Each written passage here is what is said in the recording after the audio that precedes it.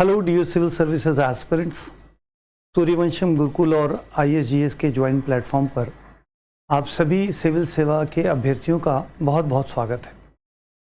एक लंबे समय के बाद मैं वापस आप लोगों के बीच में आप स्टूडेंट को UPSC की परीक्षा के अकॉर्डिंग मार्गदर्शन के लिए उपलब्ध हुआ हूँ।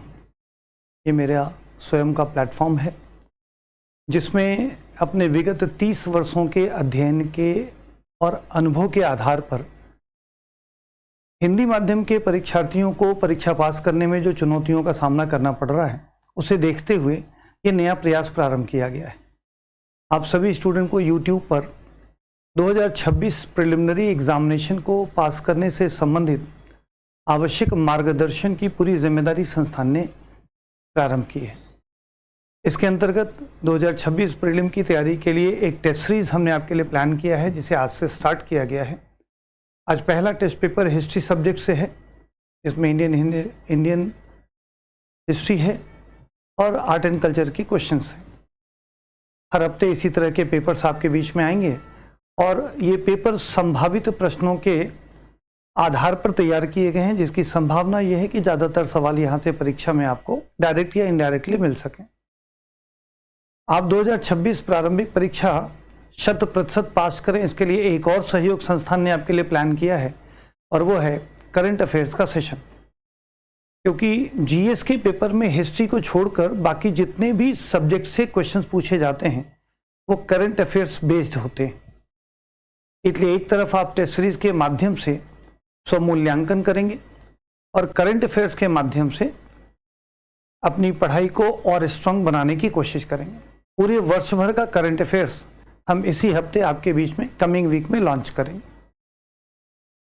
एक और सहयोग आपके लिए है, इसी तरीके से हिस्ट्री जिसमें करंट अफेयर्स नहीं है उसका एक सेशन प्रारंभिक परीक्षा के पॉइंट ऑफ व्यू से मेरे ही मार्गदर्शन में प्रारंभ होगा और मैं हिस्ट्री का वो सेशन लगभग 1 महीने का, जिसमें प्रारंभिक परीक्षा के लिए प्राचीन भारत, मध्यकालीन भारत और आधुनिक भारत से संबंधित विषयों का अध्ययन व अध्यापन कराते हुए, कुछ अभ्यास प्रश्न कराते हुए आपको कंटेंट भी उपलब्ध कराऊंगा।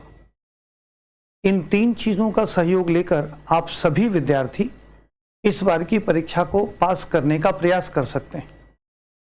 ये आखिरी समय में दिया गया एक ऐसा सहयोग होगा जो हो सकता है 1 या 2 प्रश्न से 4 प्रश्न से असफल होने वाले विद्यार्थियों को पास कराने में सहयोग कर देगा। पूरा कोर्स तो पढ़ाना इसमें संभव नहीं है। 2027 के लिए हम पूरा फाउंडेशन बैच आपके लिए लेकर आएंगे, वो हम बाद में आपके बीच में अनाउंस करेंगे। तो चलिए, आज जो टेस्ट सीरीज कंडक्ट हुआ है, आज 15 मार्च को पहला टेस्ट जो कंडक्ट हुआ है उस क्वेश्चन के आंसर्स और उसके आसपास की चीज़ों को हम डिटेल करेंगे। हम बोर्ड पर आपको क्वेश्चन आंसर्स डिस्कस भी करेंगे और साथ में अब तक जितने भी संस्थानों के द्वारा ये क्वेश्चन आंसर डिस्कशन होता है उससे एक यूनिक चीज हमने आपके लिए डेवलप की है, वो ये कि लगभग 75 पेजों का एक एक्सप्लेनेशन भी हमने आपको दिया है। इसका बेनिफिट ये होगा कि 100 प्रश्न पर तो आप अभ्यास करोगे। हर प्रश्न में 4 विकल्प होते हैं, बाकी 3 विकल्प जो आपके उत्तर नहीं हैं उनसे भी कैसे प्रश्न बन सकते हैं उसकी संभावनाओं के लिए एक्सप्लेनेशन में उनके भी डिटेल्स दिए गए। इस प्रकार आप 100 क्वेश्चन का अभ्यास करोगे और 300 बोनस क्वेश्चन का बैकग्राउंड तैयार हो जाएगा। तो एक कंटेंट भी हमने आपके लिए अवेलेबल कराया है जो लगभग 75 पेज में है, 75 पेजेस में, इंग्लिश में भी है, हिंदी में भी है। जैसे क्वेश्चन पेपर आपके बीच में अगर आप देखोगे तो क्वेश्चन हिंदी में भी आपके पास है, नेट पर भी अवेलेबल होगा और इंग्लिश में भी है। क्योंकि हिंदी मीडियम के आप विद्यार्थी हैं तो मैं हिंदी मीडियम में पहले आपके बीच में एक्सप्लेनेशन रखूंगा और कोशिश करूंगा कि इंग्लिश भी आपके बीच में रख सकूं। इसके अतिरिक्त एक और बोनस चीज संस्थान आपको दे रहा है कि अगर आपने टेस्ट सीरीज कर लिया और टेस्ट सीरीज करने के बाद यदि कोई डाउट है कि हमारे क्वेश्चंस तो कम हुए, इसे इंप्रूव कैसे करें, अभी 2 महीना प्रिलिमिनरी एग्जामिनेशन में है, तो हमारी टेस्ट सीरीज से जुड़े हुए बच्चों को हम जूम सेशन भी अवेलेबल करा रहे हैं और एग्जाम के बाद आप हिंदुस्तान के किसी भी कोने में हो, आप जूम सेशन में अपने डाउट्स, अपने प्रॉब्लम्स हमसे पूछ सकते हैं और हर सब्जेक्ट के एक्सपर्ट अलग अलग आपको गाइड करेंगे कि आप अपने सब्जेक्ट में किस तरीके से लास्ट मोमेंट पर इंप्रूव कर सकते हो। तो 2026 आप पास कर सकें, इसके लिए हर संभव कोशिश संस्थान ने आपके लिए प्रारंभ की है। चलिए, पहला प्रयास टेस्ट सीरीज के डिस्कशन का है। तो आज हम लोग पहले टेस्ट सीरीज के फर्स्ट टेस्ट के डिस्कशन में आते हैं और पहला क्वेश्चन आपके सामने, पहला क्वेश्चन जो आपके सामने है, ये क्वेश्चन है प्रारंभिक हिंदू मंदिरों की संरचना और प्रकारों के संदर्भ में निम्नलिखित कथनों पर विचार कीजिए। ठीक, इसमें कुछ स्टेटमेंट्स हैं। Statement number 1, 2 and 3। आपको यह बताना है इस क्वेश्चन में, जो आंसर आपसे एक्सपेक्टेड है, कि उपरोक्त कथनों में से कितने कथन सही हैं।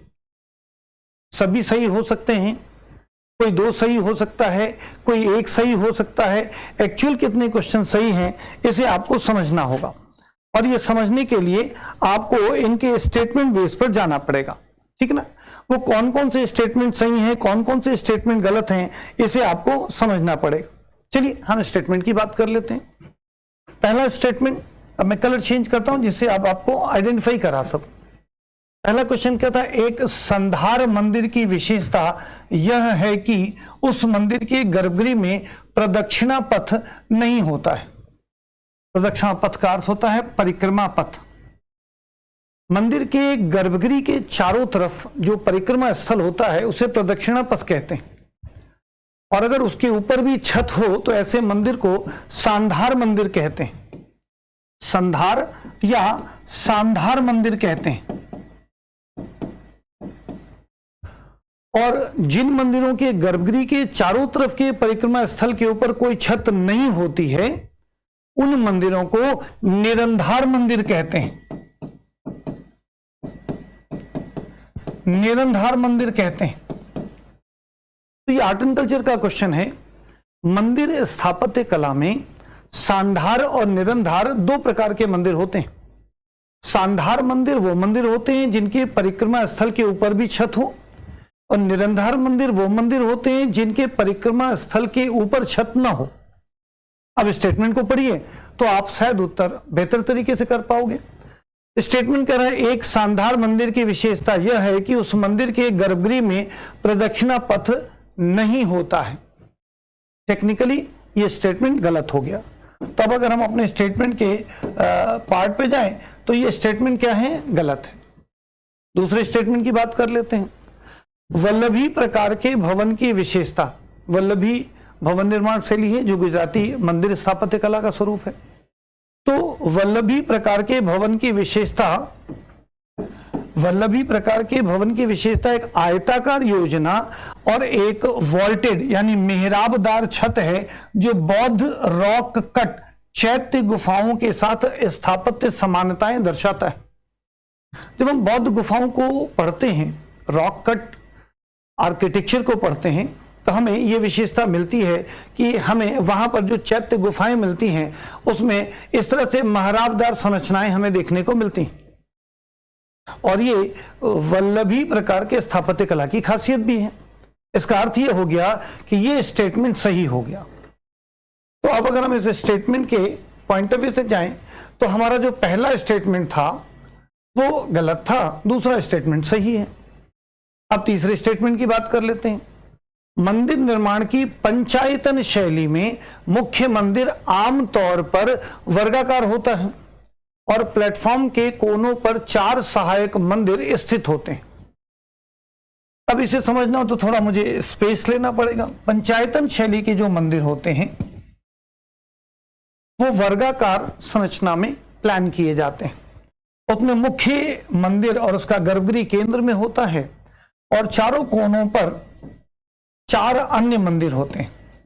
5 मंदिरों का ये समूह या 5 गर्भगृह के समूह वाला ये मंदिर है, इसीलिए इस मंदिर को पंचायतन शैली कहते हैं। पंचायतन शैली कहते हैं। जब आप क्लास में पढ़ते हैं तो मंदिर निर्माण की सभी शैलियां, जैसे उत्तर भारत की नागर शैली, दक्षिण भारत की द्रविड़ शैली, मध्य भारत की बेसर शैली, फिर इनकी भी उप शैलियां हैं, उन्हें आपको पढ़ाया जाता है। इस तरह पंचायतन शैली के जो मंदिर की खासियत है कि 5 गर्भगृह से युक्त होते हैं। अब इस जानकारी के आधार पर इस स्टेटमेंट को देखो तो तीसरा स्टेटमेंट आपका सही हो जाता है, क्योंकि मंदिर निर्माण की पंचायतन शैली में मुख्य मंदिर आमतौर पर वर्गाकार होता है और प्लेटफॉर्म के कोनों पर 4 सहायक मंदिर स्थित होते हैं। ठीक, इस डिस्कशन को आप एक ध्यान अवश्य दीजिएगा। हम यूपीएससी की तैयारी करने वाले सिंसियर विद्यार्थियों के लिए यह डिस्कशन लेकर आए। जल्दीबाजी में क्वेश्चन को डिस्कस कर देना, केवल तुक्का मारना कि पहले का बी सही है, दूसरे का ए सही है, तीसरे का सी सही है, हम भूल कर निकल जाएं, इससे वास्तविक लाभ आपको नहीं मिलेगा। अगर आप एक सिंसियर एस्पिरेंट हैं और आईएएस बनना चाहते हैं तो आप इसे बेहतर तरीके से एक्सप्लेनेशन को भी समझिए और देखिए कि प्रश्नों को पूछने में कितने आयाम को समायोजित किया जा सकता है आयोग के द्वारा, जो प्रीवियस ईयर के क्वेश्चन में आपको दिखाई देंगे। इसलिए थोड़ा समय लगेगा, हम इसको 2 या 3 पार्ट में वीडियो आपके बीच में लेकर आएंगे कि आप कहीं थक ना जाएं, है ना। 25 से 50 क्वेश्चन का एक सेट, 25 से 50 क्वेश्चन का एक सेट करके आपके बीच में रखेंगे। इस तरह इतनी जानकारी यदि किसी बच्चे के पास है तब वो आंसर कर पाएगा कि उपरोक्त में से कितने कथन सही हैं। केवल एक सही है? नहीं। केवल 2 सही है? जी हाँ। सभी 3 सही है? गलत है? कोई भी नहीं। तो हमारा उत्तर क्या हो जाएगा? इसमें केवल 2 कथन सही हो जाएंगे। केवल 2 कथन का ऑप्शन हमें मिला है बी में, है ना। तो बी प्रकार के ऑप्शन में हमें यह कथन मिल गया, तो अब हमारा आंसर बी है। अब हमने जितनी बात आपको बोली, ये सारी बात आप बच्चे लिख नहीं पाते हो, एग्जामिनेशन करीब है, तो आप एंजॉय करो इस डिस्कशन को। हमने आपके लिए खुद से मेहनत कर रखी है और ये सामान्य संस्थाएं नहीं करती हैं। हमने 30 साल का जीवन आप बच्चों के बीच में दिया है और वर्ष 2009 में केंद्रीय स्तर पर first president doctor Rajendra Prasad awardee best educationist के रूप में सम्मानित किया गया हूं केंद्र सरकार के द्वारा। तो अपनी उस गरिमा और आप बच्चों से प्राप्त अनुभव दोनों के आधार पर मैं कह सकता हूं कि आईएएस की तैयारी यदि करना है तो थोड़ी सी संजीदगी और थोड़ी सी गंभीरता के साथ अध्ययन की गहराई आवश्यक है। अब हमने ये बातें आपको समझा दी। इसके लिए मैंने क्या किया कि जब आप हमारे ऐप पर जाओगे तो वहां से फ्री में आपको ये सारा का सारा डिटेल एक्सप्लेनेशन अवेलेबल है। किस रूप में है जरा वो भी आपको मैं एक बार दिखा देता हूं, जिससे कि आप उसका फायदा आगे के सेशंस में भी ले सकेंगे। हर सब्जेक्ट के क्वेश्चन के बाद मैंने ये एक्सप्लेनेशंस आपके लिए करा दिए हैं।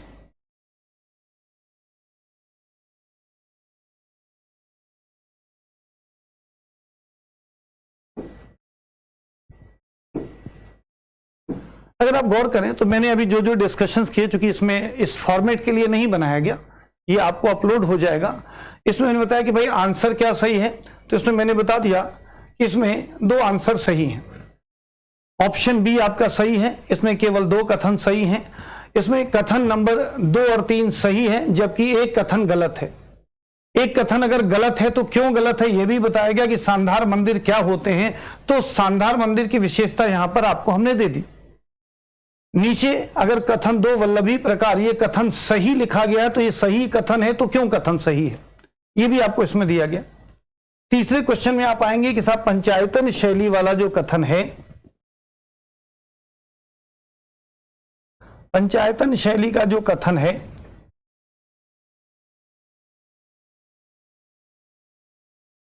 अगर वो सही है तो क्यों सही है। इस तरह के एक्सप्लेनेशन से बेनिफिट ये होता है कि आपका क्वेश्चन तो सही हुआ या नहीं हुआ ये तो आपको पता चलता ही है, बाकी विकल्प भी अगर उस पर आधारित कोई नया सवाल आयोग बनाने की कोशिश करे तो आप उसे भी करने में सक्षम हो पाते हो। इसीलिए हमने इसे नाम दिया है कि सही दृष्टि और सही दिशा में यदि अध्ययन किया जाए तो एक बार के अध्ययन के प्रयास से सफलता प्राप्त करना आसान हो जाता है।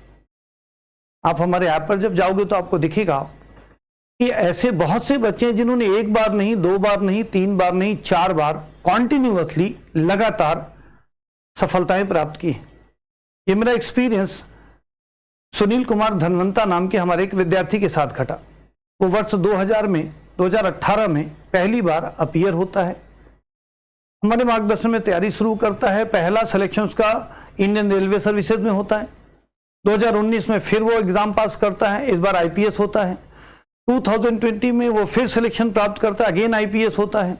2021 में फिर से सिलेक्शन लेता है, all India Hindi medium second ranking, और ओवरऑल 22nd रैंकिंग उसे मिलती है 2022 में जब रिजल्ट आता है।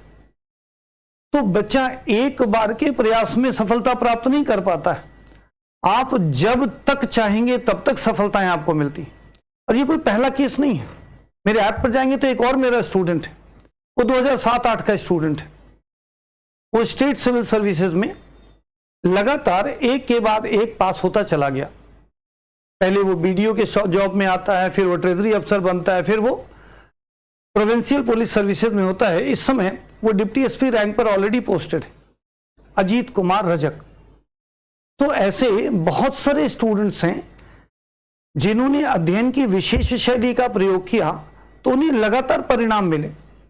वो श्रृंखला बहुत लंबी है, आज मैं उस उद्देश्य से आपके सामने नहीं हूं। मैं इसलिए आपके सामने हूं कि आप बच्चे, खासकर हिंदी मीडियम के बच्चे, मेहनत तो बहुत करते हो लेकिन परिणाम नहीं मिल पाता। तो कभी आप दोष अपनी किस्मत को दे देते हो, कभी अपने संस्थान को दे देते हो, कभी टीचर को दे देते हो। लेकिन मूल आयोग की अपेक्षा आपसे कुछ और होती है और आप किसी और दिशा में मेहनत करते हो। आपको लगता है पिछली बार मैं 6 घंटे पढ़ता था, इस बार 8 घंटे पढ़ने लगूंगा तो पास हो जाऊंगा। 8 घंटे पर भी पास नहीं हो पाते तो आपको लगता है 10 घंटे पढ़ लूं तो पास हो जाऊंगा। और ये एंडलेस दौड़ में आप शामिल हो जाते हो। और जब मैक्सिमम स्ट्रेंथ के साथ पढ़ते हो और रिजल्ट नहीं आ पाता तो अंततः आपको लगता है कि मेरी किस्मत खराब है, जबकि ऐसा कुछ नहीं। अगर सही दिशा में पढ़ाई की जाए तो रिजल्ट पहले ही अटेम्प्ट में लिया जा सकता है। ज्यादा समय नहीं लेंगे, आगे क्वेश्चंस हैं तो मैं क्वेश्चंस पे, तो ये जो आपको मैंने प्रिंटेड फॉर्मेट दिखाया ये हमारे ऐप पर आपको फ्री में अवेलेबल होगा हर बच्चे के लिए। वो वहां से इसे डाउनलोड कर सकता है, इसका प्रिंट आउट निकाल सकता है। ठीक है, सो चलिए अब अपने क्वेश्चंस के अभ्यास की ओर बढ़ते हैं। हम कोशिश करेंगे इसको दोबारा ना लाना पड़े। आपको मुझे समझाना था, हमने पहला क्वेश्चन आपके बीच में लिया। पहला क्वेश्चन ये कहता है कि प्रारंभिक हिंदू मंदिरों की संरचना और प्रकारों के संदर्भ में निम्नलिखित कथनों पर विचार कीजिए। इसमें 3 स्टेटमेंट थे, एक स्टेटमेंट गलत है, 2 स्टेटमेंट सही था। उपरोक्त में से कितने कथन सही हैं? तो केवल 2 कथन सही हैं, दूसरा और तीसरा। सेम अगर इसी क्वेश्चन को हम इंग्लिश में लेने की कोशिश करें तो ये क्वेश्चन हमें क्या कहता है? सेम क्वेश्चन है ये, चूंकि बाइलिंगुअल डिस्कशन है तो इंग्लिश के बच्चों के लिए भी काम आ जाए, इसलिए मैं 1-2 क्वेश्चन यहां पर उसे भी ले लेता हूं। With reference to the structure and types of early Hindu temples consider the following statements. Statement number 1 says, a Sandhara temple is characterized by a shrine that does not have a pradakshina. यहां पर उसका detail लिखा है, what is the meaning of pradakshina? So this statement is wrong because a Sandhara temple is characterized by a shrine that does not, गलत है, that have a pradakshina path with rooftop. That's why this statement is wrong. Second statement says the Vallabhi type of building features a rectangular plan with a vaulted roof showing architectural similarities with Buddhist rock cut Chaitya caves. This statement is right because rock cut structures, or you can say architectures, have a specific nature of similarities and which is vaulted roof. Hindi में बोले तो एक मेहराबदार छत जैसी संरचना वहां available होती है। So on the basis of these similarities, Buddha architecture, or you can say Buddhist rock cut Chaitya caves, is similar like a Vallabhi type. So this statement is also right. Third statement says, in the Panchayatan style of temple making, the main temple is typically a square with 4 subsidiary shrines placed on the corners of the platform.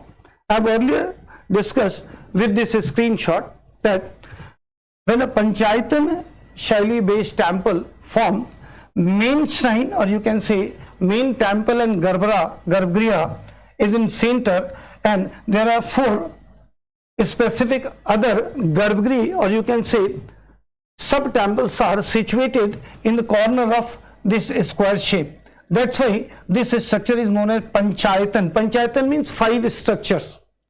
So on the basis of this quality, this statement is also right. Now the right answer is only 2 statements are correct. The question says how many of the above statements are correct. So only 2 statements are correct. So अगर हम इस question bank को देखें, so guys, those who are English medium students, if you understand this kind of this nature of question, you have to understand the typical and in-depth knowledge of the subject. If you have this kind of knowledge, you can solve this kind of questions. So make sure that your preparation is based on this kind of study pattern, and then you can solve this kind of question. Thank you. Next question लेते हैं, question number 3rd. Sorry, question number 2nd.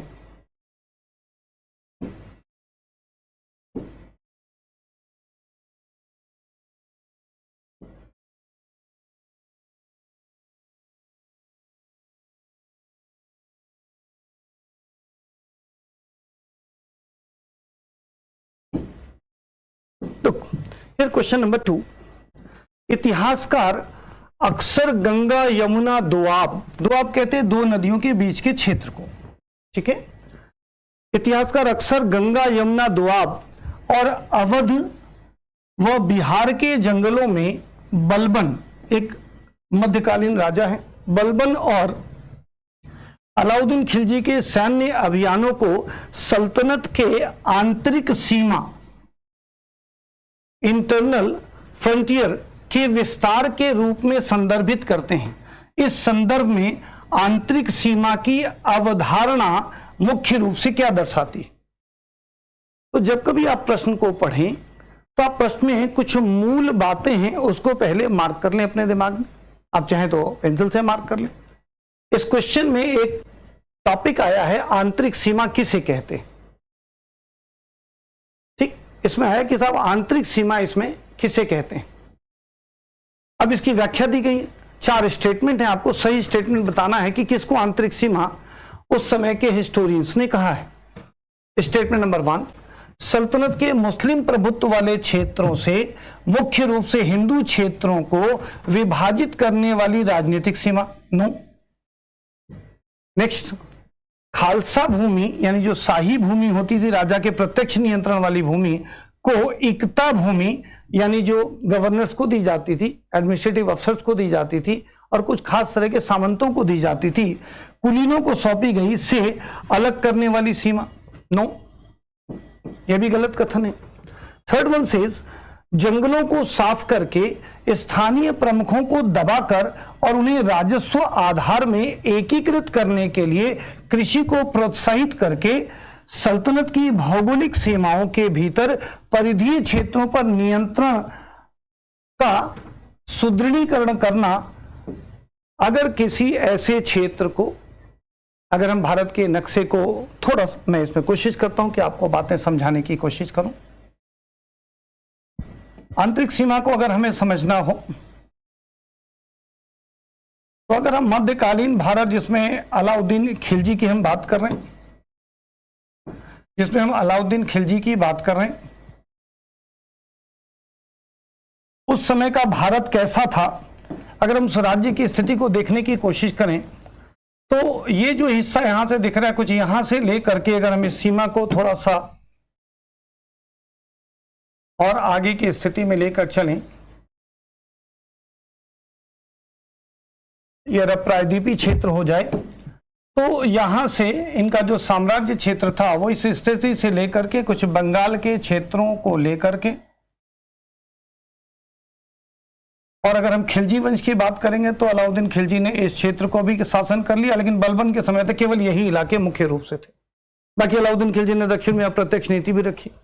अब इस पूरे क्षेत्र में अगर उन्होंने अपने राज्य के किसी आंतरिक हिस्से में जंगलों को काट छांट करके उन पर कब्जा कर लिया और उस पर अपना कंट्रोल रखा, जो पहले से वहां लोग शासन कर रहे थे उन्हें दबाया। तो ये जो रीजन होते थे इसको आंतरिक सीमा कहा जाता था। ये जो पैचेस हैं इन्हें आंतरिक सीमा कहा जाता था। ये क्वेश्चन इसी के पॉइंट ऑफ व्यू से है कि बलबन और अलाउद्दीन खिलजी जैसे शासकों के समय में आंतरिक सीमा किसे कहते थे, राइट। अब चलिए हम अपने क्वेश्चन पे जाते हैं। इतिहासकार अक्सर गंगा यमुना दोआब और अवध व बिहार के जंगलों में बलबन और अलाउद्दीन खिलजी के सैन्य अभियानों को सल्तनत की आर्थिक सीमा के विस्तार के रूप में संदर्भित करते थे या करते हैं। इस संदर्भ में आंतरिक सीमा की अवधारणा मुख्य रूप से क्या दर्शाती है? तो ये दर्शाती है कि जंगलों को साफ करके स्थानीय प्रमुखों को दबाकर और उन्हें राजस्व आधार में एकीकृत करने के लिए कृषि को प्रोत्साहित करके सल्तनत की भौगोलिक सीमाओं के भीतर परिधीय क्षेत्रों पर नियंत्रण का सुदृढ़ीकरण जब किया जाता था, जिस क्षेत्र में उस क्षेत्र को इंटरनल फ्रंटियर के नाम से या आंतरिक सीमा के नाम से जाना जाता था। यह स्टेटमेंट सही है। एक बार डी भी चेक कर ले कि क्या कहता है।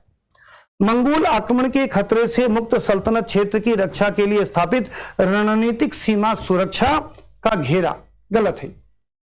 इस प्रकार से जो क्वेश्चन आपके सामने है उसमें एक शब्द आया आंतरिक सीमा, और आंतरिक सीमा दो शासकों खासकर बलबन और अलाउद्दीन खिलजी के समय में आंतरिक सीमा किसे कहते थे, इस पर 4 स्टेटमेंट। यूपीएससी या पॉइंटर क्वेश्चंस नहीं पूछता कि अलाउद्दीन खिलजी का जन्म कब हुआ या अलाउद्दीन खिलजी की मौत कब हुई, है ना। इस तरह के सामान्य प्रश्न न पूछ करके वो कई सारे इन डेप्थ नॉलेज आपसे उम्मीद करता है। सेम जैसा मैंने बताया, हिंदी मीडियम के साथ साथ आप इंग्लिश मीडियम के जो स्टूडेंट्स हैं, same question is historians often refer to the military campaign of Balban and Alauddin Khilji into the Ganga, Yamuna, Doab and the forest of Awadh and Bihar as the expansion of the internal frontier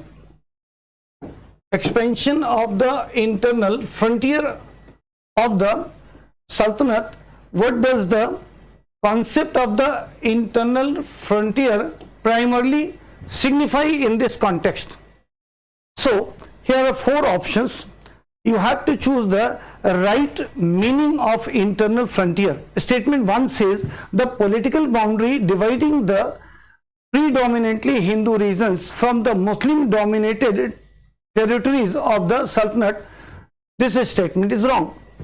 Second statement says the demarcation line separating the Khalsa land, it means crown land, which kind of land that was controlled by king or emperor was known as Khalsa, from the Ikta land assigned to nobles. So this statement is also wrong. Third statement says the consolidation of control over the peripheral areas within the Sultanate geographical limits by clearing forests, suppressing local chief and encouraging agriculture to integrate them into the revenue base. This statement is right. When Delhi dynasty kings expand their dynasties, they will directly control the political regions governed by Hindu dynasties and kings. After that, they will expand their territories in jungle, forest areas, and in that forest areas, earlier primitive, or you can say native persons control there and they collect their taxes from there. Delhi dynasty's king sometime conquered them, suppressed them, and assimilate their land in their dynasties. And this kind of local land mentioned by historians as internal frontier.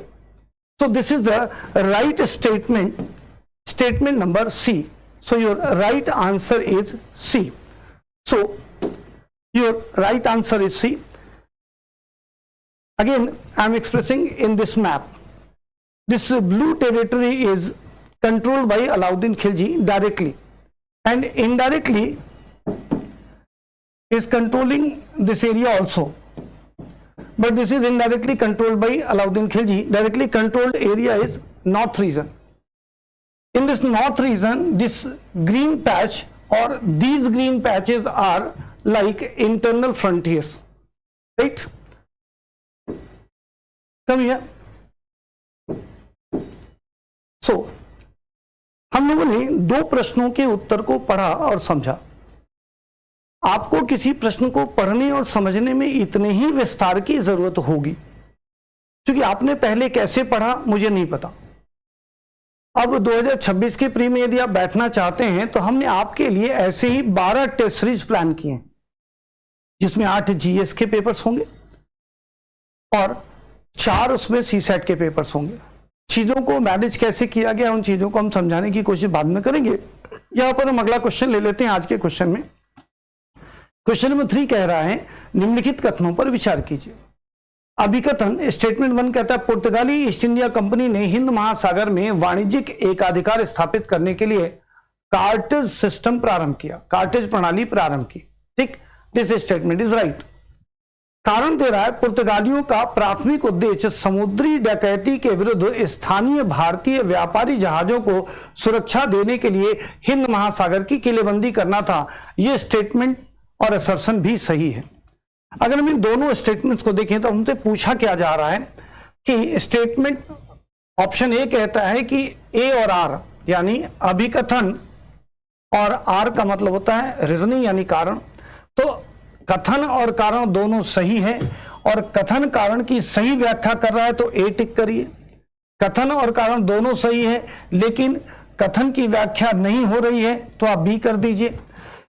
A statement सही है लेकिन उसका जो कारण है वो गलत है तो सी कर दीजिए। ए अगर स्टेटमेंट ही गलत है लेकिन व्याख्या सही है तो डी कर दीजिए। अब इसे समझने के लिए आपको ऐतिहासिक जानकारी होनी चाहिए। पुर्तगाली व्यापारी जब भारत में पहली बार आए वर्ष 1498 तो वो व्यापारी के रूप में आए, मसाला खरीदने आए। लेकिन समुद्री रास्तों में आने वाली चुनौतियां जैसे समुद्री डाकुओं से अपनी रक्षा और अरबी व्यापारियों के भारत से होने वाले व्यापारिक एकाधिकार की चुनौती को उन्हें तोड़ना था। इन दोनों ही चीजों के लिए उन्होंने सबसे पहला काम यह किया कि समुद्र पर अपना कंट्रोल उन्होंने डेवलप किया और समुद्र को उन्होंने अपना समुद्री साम्राज्य घोषित किया। पुर्तगालियों ने अपना जो समुद्री साम्राज्य घोषित किया उसका नाम दिया एस्तादो द इंडिया,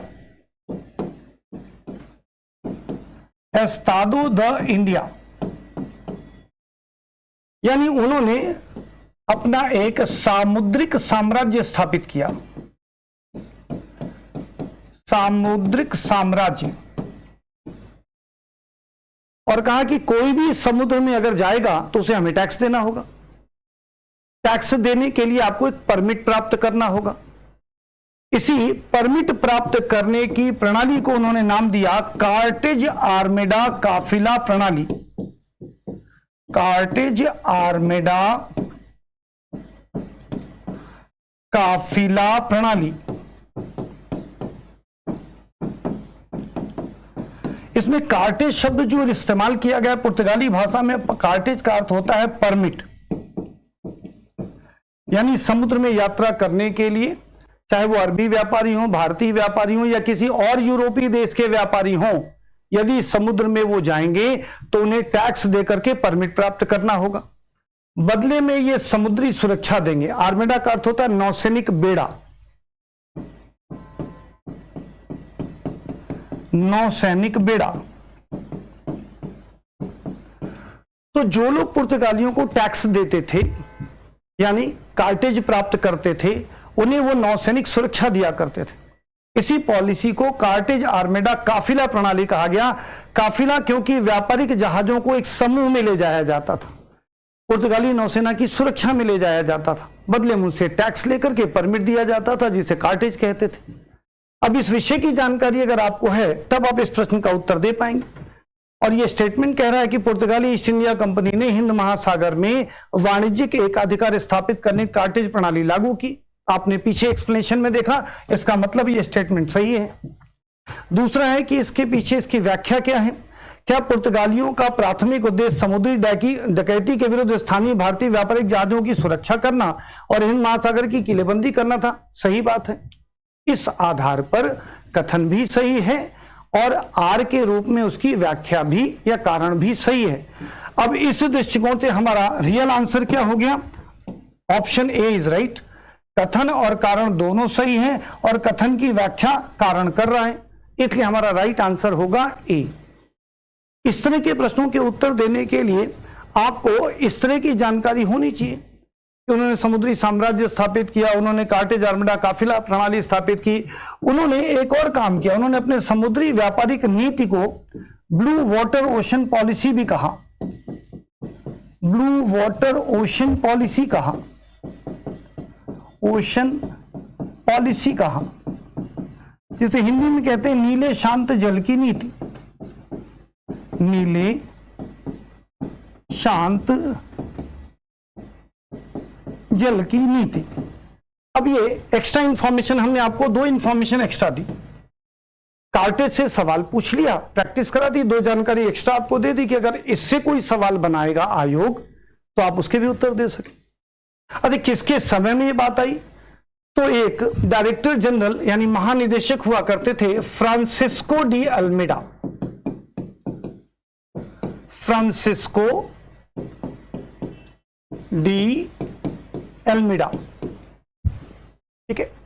इस तरह फ्रांसिस्को डी अल्मेडा के समय में यह साम्राज्य विस्तार की घोषणा हो जाती है, कार्टेज आर्मडा काफिला प्रणाली शुरू हो जाती है और यहीं से ब्लू वाटर ओशन पॉलिसी का स्वरूप दर्ज होता है। फिर आगे चल करके अल्बुकर्क जैसे गवर्नर आएंगे पुर्तगाली व्यापारी में, और वो फिर गोवा जैसा क्षेत्र जीतकर मुख्यालय बनाएंगे। अभी तक कोचीन से ये सारा कंट्रोल चल रहा था। तो जब आप अध्ययन कर रहे हो तो ये सारी जानकारी आपके पास होती हैं, आपके जानकारियों के बीच से किसी एक बिंदु पर आयोग सवाल बना लेता है। जैसे कार्टेज नाम के इस बिंदु पर उसने सवाल बनाया और आपसे इस तरह का सवाल उसने पूछ लिया, कार्टेज आर्मडा काफिला प्रणाली। ठीक, आशा करता हूं कि आपको बात समझ में आती चल रही होगी। आपके इस YouTube डिस्कशन में नीचे पहला वीडियो हमने अभी रिकॉर्डेड आपको दिया है, क्योंकि फर्स्ट टेस्ट है, टाइमिंग आपको भी क्लियर नहीं थी। आगे से हम ये लाइव आपके बीच में देंगे।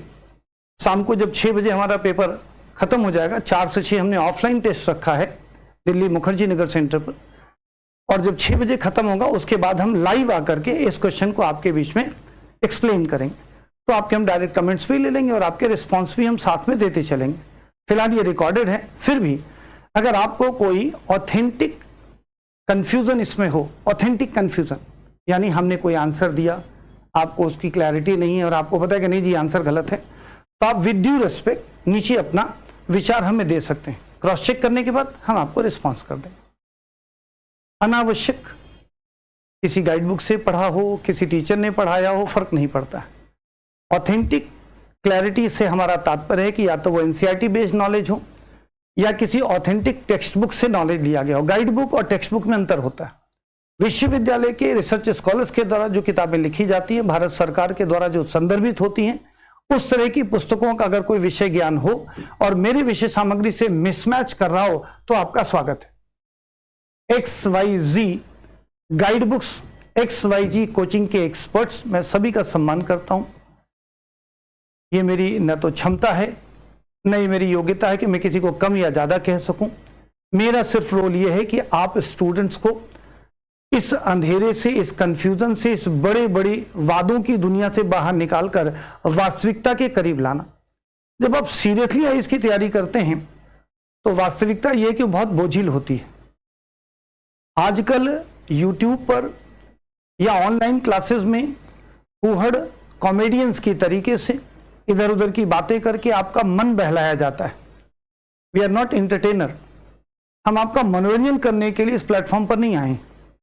जो बहुत सिंसियर स्टूडेंट हों वो इस प्लेटफॉर्म पर आगे कंटिन्यू करेंगे, विषय को समझने की कोशिश करेंगे। दोबारा हम उसी तल्लीनता से और उन्हीं प्रयोगों के साथ आपके बीच में आएंगे जैसे पहले हमने सुनील कुमार धनवंता जैसे बच्चों का रिजल्ट दिया है, मुकेश कुमार पाल जैसे स्टूडेंट्स का रिजल्ट दिया है, या अजीत कुमार रजक जैसे स्टूडेंट दिया है, या निशा धवल जैसे स्टूडेंट को दिया जो IFS हैं। ऐसे बहुत सारे स्टूडेंट्स को हमने जो सफलता दी है उसी पैटर्न पर हम फिर से शुरू करने जा रहे हैं, जिसमें देयर इज नो शॉर्टकट। आपको कोई शॉर्टकट नहीं मिलेगा, आपको यहाँ इंटरटेनमेंट नहीं मिल पाएगा। आई एम सॉरी टू से, बड़ी गंभीरता से विषय को पढ़ेंगे जब वैसे एंटरटेनमेंट के मुद्दे आएंगे कभी तो चर्चा करेंगे, है ना। अभी इस तरह से केवल सीरियस बातें होंगी। सो ये आपका क्वेश्चन नंबर 3 हो गया। अब इस क्वेश्चन नंबर 3 में सेम अगर हम इंग्लिश का क्वेश्चन ले लें, consider the following statement. Assertion A says the Portuguese East India Company implemented the cartage system to establish a commercial monopoly in the Indian Ocean. This assertion A is right. Second, reason says the Portuguese primary objective was the fortification of the Indian Ocean for the security of local Indian merchant vessels against piracy. This reason is also correct. So your right answer is A. Both A and R are true, and R is the correct explanation.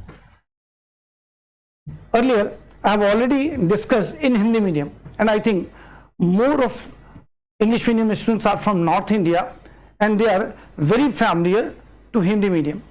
So I think you have already understand. Repetition से हम बचेंगे तो ज़्यादा बेहतर होगा, time कम लगेगा और हम पूरे क्वेश्चन पेपर को आपके बीच में रख पाएंगे। चलिए हम नेक्स्ट क्वेश्चन ले लेते हैं। अगला प्रश्न क्वेश्चन नंबर 4 है, क्या कहता है जरा ये देख लेते हैं।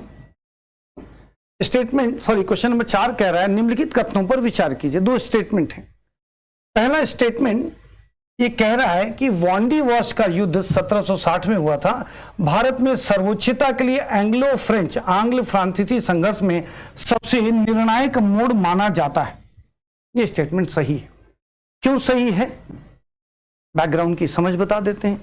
अंग्रेजों और फ्रांसीसी व्यापारियों के बीच में भारत में किए जाने वाले व्यापार वाणिज्य के एकाधिकार को लेकर के लड़ाई चल रही थी। इसे एंग्लो फ्रेंच कॉन्फ्लिक्ट यानी आंग्ल फ्रांसीसी संघर्ष या कर्नाटिक वॉर यानी कर्नाटक का युद्ध कहते हैं। इस युद्ध का अंत 3-4 चरणों में युद्ध होता है। इस युद्ध का अंत एक निर्णायक युद्ध से होता है जिसका नाम था वॉर ऑफ वांडी वॉश 1760 ईस्वी में। इस युद्ध के बाद जो फ्रेंच मोनोपोली बनने की कोशिश फ्रेंच कंपनीज के लोग कर रहे थे वो खत्म हो गया, और इस युद्ध के बाद जो फाइनल ट्रीटी हुई वो पेरिस में हुई, और वो ट्रीटी हुई 1763 में। अगला कारण उसी में बताया गया, जरा वो भी पढ़ लेते हैं। कारण रीजन सेज पेरिस की संधि 1763 ने फ्रांसीसियों को उनकी भारतीय बस्तियों को बनाए रखने की अनुमति दी। यह बात सही थी, लेकिन उनके उपयोग को केवल व्यावसायिक उद्देश्यों तक सीमित कर दिया, क्योंकि फ्रांसीसी व्यापारिक समूह अंग्रेजों से युद्ध लड़ करके अपनी व्यापारिक श्रेष्ठता स्थापित करना चाहते थे। पेरिस की संधि में यह तय हुआ कि फ्रांसीसी व्यापारिक संगठन अपने व्यापारिक केंद्रों का प्रयोग केवल और केवल व्यापारिक कार्यों के लिए कर सकते हैं। यही बात यहां पर लिखी हुई है, ठीक।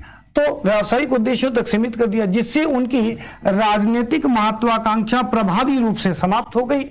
इसीलिए यह युद्ध एक निर्णायक युद्ध माना जाता है।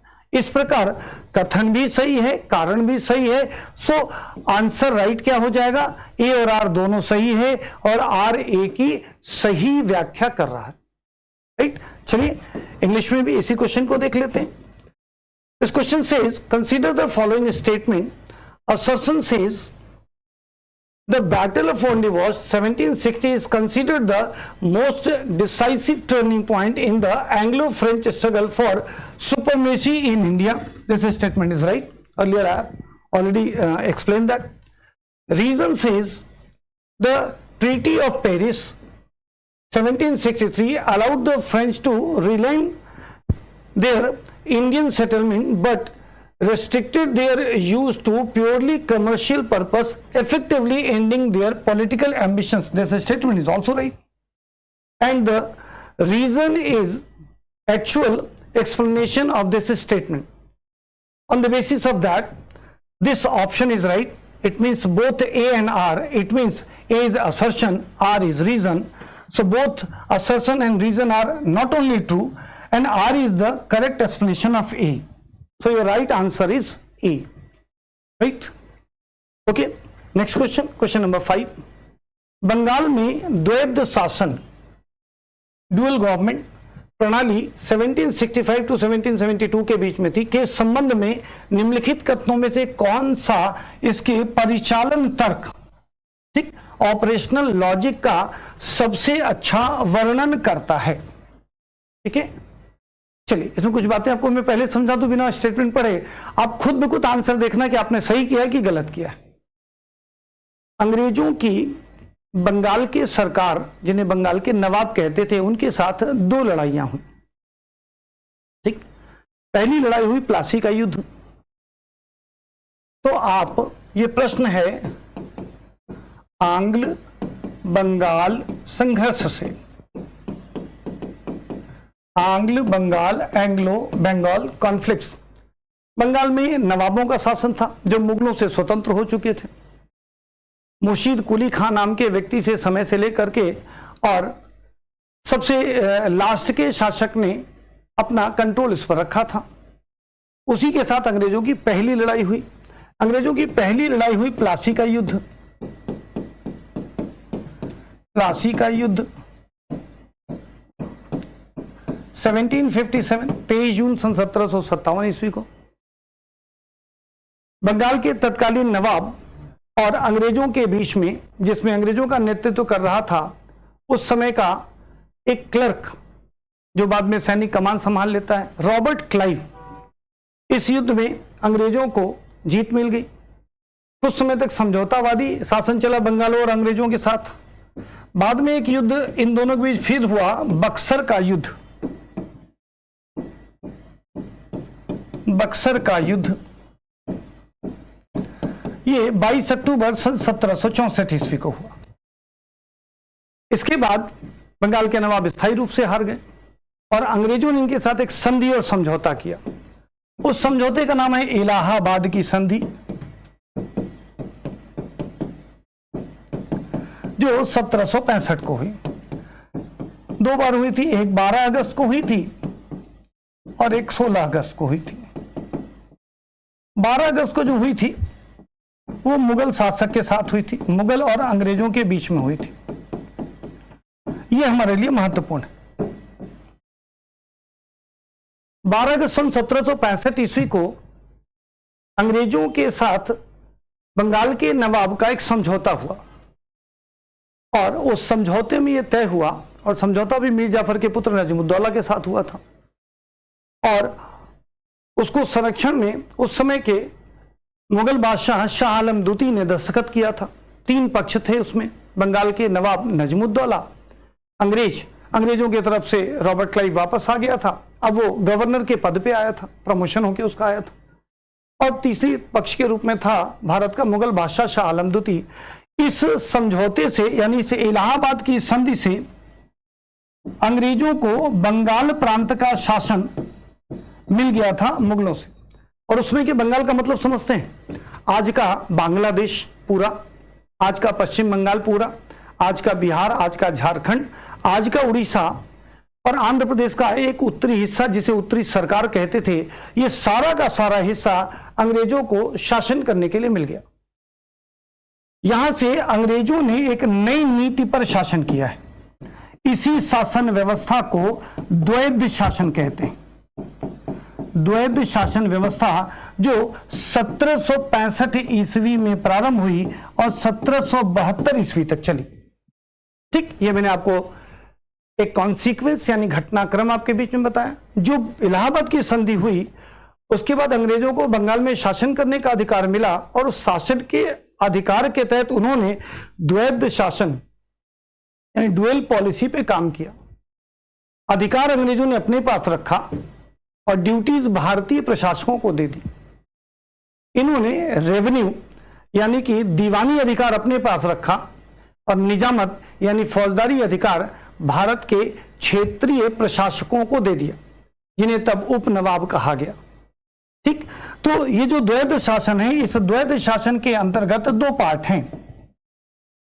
एक है दीवानी यानी रेवेन्यू राइट्स और दूसरा है फौजदारी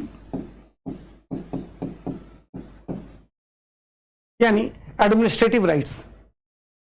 ये दीवानी राइट्स अंग्रेजों ने अपने पास रखा और फौजदारी यानी जहां जिम्मेदारियां ज्यादा थी वो भारतीय लोगों को दे दी।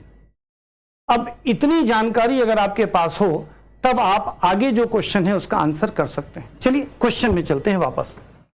ये क्वेश्चन कह रहा है कि बंगाल में द्वैध शासन प्रणाली 1765 से 1772 के संबंध में निम्नलिखित में कौन सा इसके परिचालन तर्क का सबसे अच्छा वर्णन करता है? ए, ब्रिटिश ईस्ट इंडिया कंपनी ने निजामत की जिम्मेदारी संभाली जबकि नवाब के पास दीवानी अधिकार बने रहे। क्या ये स्टेटमेंट सही है? अभी हम लोगों ने जाना कि अंग्रेजों ने निजामत का अधिकार भारतीय नवाबों को दे दिया, जबकि स्टेटमेंट कह रहा है कि ईस्ट इंडिया कंपनी निजामत अपने पास रखी। इसका मतलब स्टेटमेंट क्या हो गया? गलत हो गया। नेक्स्ट, यह एक ऐसी प्रणाली थी जहां कंपनी ने प्रशासनिक जिम्मेदारियों के बोझ के बिना शक्ति के फलों यानी राजस्व और सैन्य नियंत्रण का आनंद प्राप्त किया। यही इसका मॉडल था। अंग्रेजों ने क्या किया कि एक ऐसी प्रणाली डेवलप की जहां कंपनी ने प्रशासनिक जिम्मेदारी का बोझ नहीं लिया, लेकिन इससे होने वाले फायदे, राजस्व के फायदे और सैन्य कंट्रोल अपने पास रखा। इसलिए स्टेटमेंट नंबर 2 सही है। सी देख लेते हैं। यह एक सहयोगात्मक संधि थी जहां मुगल सम्राट और अंग्रेजों ने संयुक्त रूप से बंगाल की न्यायिक प्रणाली का प्रशासन किया था। गलत है, मैंने कहा था प्रशासनिक ड्यूटी तो अंग्रेजों के पास थी ही नहीं। नेक्स्ट, यह एक आर्थिक सुधार था जिसका उद्देश्य, ये कुछ स्पेलिंग मिस्टेक रह गया। हाँ, यह एक आर्थिक सुधार था जिसका उद्देश्य भूमि पट्टाधारक, यहां भूमि शब्द को जगह पे कुछ डिकोड हो गया, गलत है। भूमि पट्टाधारक सुरक्षा शुरू करके भू राजस्व प्रणाली का आधुनिकीकरण करना था। तो सही उत्तर क्या है? सही उत्तर है ऑप्शन नंबर बी। इस तरह से कई बार जब आप बाकी परीक्षाओं के या टेस्ट सीरीज सॉल्व करते हैं तो आपको लगता है कि आपको तो विषय की जानकारी है। कोई भी ऐसा विद्यार्थी नहीं होगा जिसने अपने अध्ययन के दौरान रॉबर्ट क्लाइव का नाम न सुना हो, बक्सर का युद्ध न सुना हो, प्लासी का युद्ध न सुना हो, इलाहाबाद की संधि न सुनी हो, द्वैध शासन न सुना हो।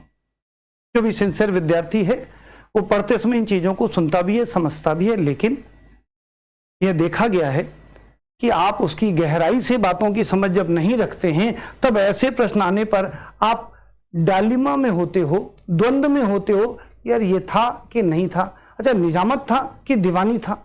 इसीलिए मैंने पहले आपको एक छोटा सा लेक्चर देने की कोशिश की।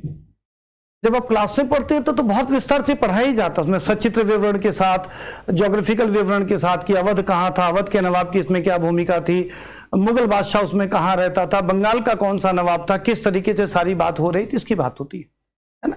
तो बंगाल के नवाब सिराजुद्दौला के साथ पहले युद्ध हो जाता है जिसे हम लोग ने प्लासी का युद्ध कहा। उसके बाद फिर मीर जाफर जो उसका सेनापति है वही प्रधान बनता है, फिर मीर कासिम आएगा, फिर मीर जाफर आएगा, फिर नजमुद्दौला आएगा, उसका क्रम है।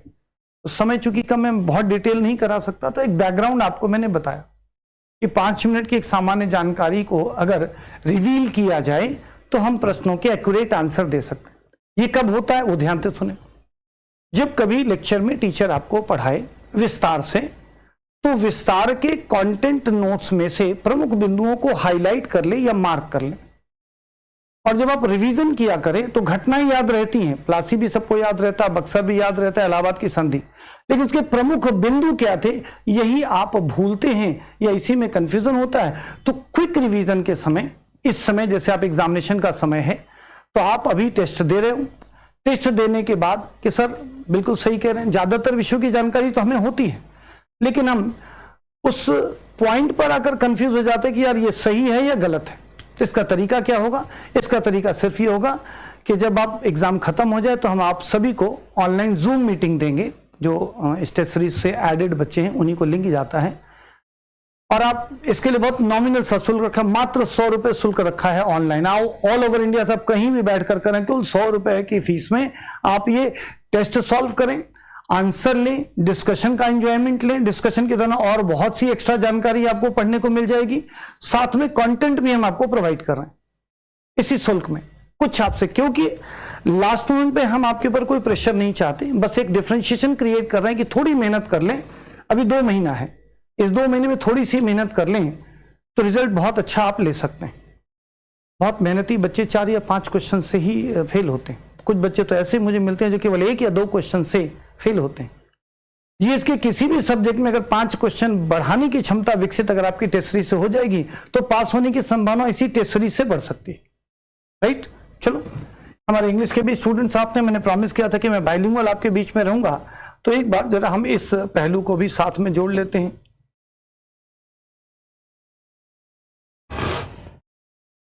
Question number 5, regarding the dual government system in Bengal 1765 to 1772, which of the following best describes its operational logic? So you have to understand the dual government system, which was start from 1765 to 1772, and what are its operational logic, and which one is the best explanation of their operational logic. This is your question. Statement 1 says, option 1 says, the British East India Company assumed the responsibility of the Nizamat administration while the Nawab retained the Diwani. This statement is completely opposite. I mean, the Nizamat right was transferred to Nawab while Diwani powers are controlled by East India Company. So on the basis of this wrong statement, this statement is wrong. Statement B says it was a system where the company enjoyed the fruits of power. It means revenue and military control. Revenue and military control without the burden of administrative responsibilities. And this is the actual operational logic, or you can say operational behavior of this dual government system. So the right answer is B. We can check C and D also. C says it was a collaborative treaty where the Mughal emperor and the British jointly administrated the judicial system of Bengal. This statement is wrong. D, it was an economic reform. ये कोई economic reform नहीं था, so this statement is also wrong. So the right answer is B. Earlier I have already explained the consequence of the event of Battle of Plassey, Battle of Buxar and Treaty of Allahabad, and on the result of Treaty of Allahabad this dual government was formed. And the actual pattern of this governance is the Diwani rights, it means revenue rights controlled by Britishers, and the administrative responsibilities are utilized by Nawab of Bengal. So earlier I have already explained this consequence and result of the Treaty of Allahabad. On the basis of this consequence you can answer this kind of question. If you have this kind of in-depth knowledge, you can solve this kind of questions. So you have approx 2 months for your coming examination. If you don't have this kind of analysis, this kind of prime or pointed analysis, you have to start this kind of specification. It will give you a complete, a confirmed selection in your preliminary examination. So next question, question number 6. Bharat में यूरोपीय लोगों के आगमन के संदर्भ में देखी गई कोलंबियन एक्सचेंज की घटना ने निम्नलिखित में से किस सामाजिक आर्थिक बदलाव को जन्म दिया? Socio economical changes. अब इसे मैं 2 मिनट में बता देता हूं, फिर आंसर अपने आप बता दोगे। पुर्तगाली लोग भारत से पहले अमेरिकन कॉन्टिनेंट पहुंच गए, फिर उन्होंने भारत की तरफ भी रुख किया। इस दौरान कोलंबिया और साउथ अमेरिकन या अमेरिकन जो कॉन्टिनेंट था वहाँ के नेटिव लोगों के वो संपर्क में आए और वहाँ बहुत सारी चीज़ें उन्होंने देखा जो पहले कभी नहीं देखा था। जैसे आज हम सब लोग जिस आलू का इस्तेमाल करते हैं, जिस पाइनएप्पल का आप इस्तेमाल करते हो, जिस मेज़ या कॉर्न का इस्तेमाल करते हो जिसे हम लोग मक्का कहते हैं, या आप अन्य प्रकार की चीज़ें, इवन जो आप मिर्च इस्तेमाल करते हो, ये सारी चीज़ें पुर्तगालियों ने दक्षिणी अमेरिकी प्रायद्वीप कोलंबियन क्षेत्र से लाकर भारत में उगवाया था। या यूँ कहे कि उसके बीज, उसके फल लेकर आए और उसके बाद भारत के लोगों ने पपीता उगाना सीखा, मक्का उगाना सीखा, आलू उगाना सीखा, मिर्च उगाना सीखा। तंबाकू जैसी चीज जिससे आज दुनिया सबसे ज्यादा ग्रसित है वो इसी क्षेत्र से तो लाई गई थी। इसी एक्सचेंज को कोलंबियन एक्सचेंज कहते हैं, राइट। अब आप ऑप्शन ढूंढ लें, आपको इसका आंसर मिल जाएगा। पहला ऑप्शन है भारतीय अर्थव्यवस्था का वस्त्र निर्यातक से कच्चे माल के शुद्ध आयातक के रूप में तत्काल संक्रमण। ये गलत स्टेटमेंट है। अब ये स्टेटमेंट किस बात के लिए सही है वो मैंने एक्सप्लेनेशन में डाल दिया है। वो जब आप इनकी कॉलोनियल इकोनॉमिक पॉलिसी पढ़ोगे तो उसमें से विभिन्न प्रकार की औपनिवेशिक आर्थिक नीति, इसमें से एक है वाणिज्यिक पूंजीवाद की नीति, दूसरी है औद्योगिक पूंजीवाद की नीति। जब औद्योगिक पूंजीवाद की नीति आएगी तो आपको भारत एक निर्यातक देश की जगह पर आयातक देश बन जाएगा, है ना। तो चूंकि आपने कहीं ना कहीं इसे पढ़ रखा होता है तो आपको लगता नहीं यार कहीं सुना तो है, लेकिन वो इस कंटेक्स्ट में सही नहीं है, वो इस कंटेक्स्ट में यानी इस परिप्रेक्ष्य में सही नहीं है। ये ध्यान रखना है आपको। स्टेटमेंट सही है लेकिन दूसरे कंटेक्स्ट में है। यहां जो सवाल पूछा कोलंबियन एक्सचेंज का कोई मतलब नहीं है। अब दूसरा है तंबाकू, काजू, अनानास जैसी वानस्पतिक प्रजातियों की शुरुआत जिसने कृषि पैटर्न को बदल दिया, यही कोलंबियन एक्सचेंज कहलाता है। So your right answer is B. C क्या कहता है देख लेते हैं। पारंपरिक मकतब, मकतब एजुकेशन सेंटर को कहते हैं। अरबी और फारसी शिक्षालयों को, विद्यालयों को मदरसे और मकतब के नाम से जाना जाता है। मकतब छोटे स्तर पर जो शिक्षा दी जाती है, जो प्राइमरी एजुकेशन कह सकते हैं, वो मकतब है, और बड़े स्तर पर जो सीनियर एजुकेशन है वो है मदरसा। ठीक है। सो मकतब और पाठशाला शिक्षा प्रणालियों को यूरोपीय वैज्ञानिक तर्क से बदलना, ये स्टेटमेंट गलत है। ये कोलंबियन एक्सचेंज नहीं था। 16वीं शताब्दी में पुर्तगालियों के द्वारा जमींदारी प्रथा का कानूनी रूप से उन्मूलन किया गया, ये भी कोलंबियन एक्सचेंज नहीं था। सो कोलंबियन एक्सचेंज का जो राइट आंसर है कि तंबाकू, काजू, अनानास, आलू, मिर्च इत्यादि प्रकार की वनस्पति, पपीता, ये फसलें हमारे देश में लाई गई। काजू भी जो आप खाते हो ना वो आपके देश का नहीं, बाहर से आया हुआ है। तो अक्सर इस पर सवाल आयोग पूछता रहा। ये इस बार हमने इसे कोलंबियन एक्सचेंज के रूप में वर्ड इस्तेमाल किया क्योंकि अभी तक ये नहीं पूछा गया। यूपीएससी की एक ब्यूटी है, इतिहास एकमात्र ऐसा विषय है जिसमें करंट अफेयर्स नहीं है, लेकिन हर बार आयोग नए प्रश्न बनाता है। तो वो करता क्या है, इतिहास तो दोबारा घटित नहीं हो रहा है, तो इतिहास में जो घटित हो चुका है उसमें से प्रश्न पूछने का तरीका वो बदल देता है। इसको बोलते हैं नेचर ऑफ क्वेश्चन, वो चेंज कर रहा है।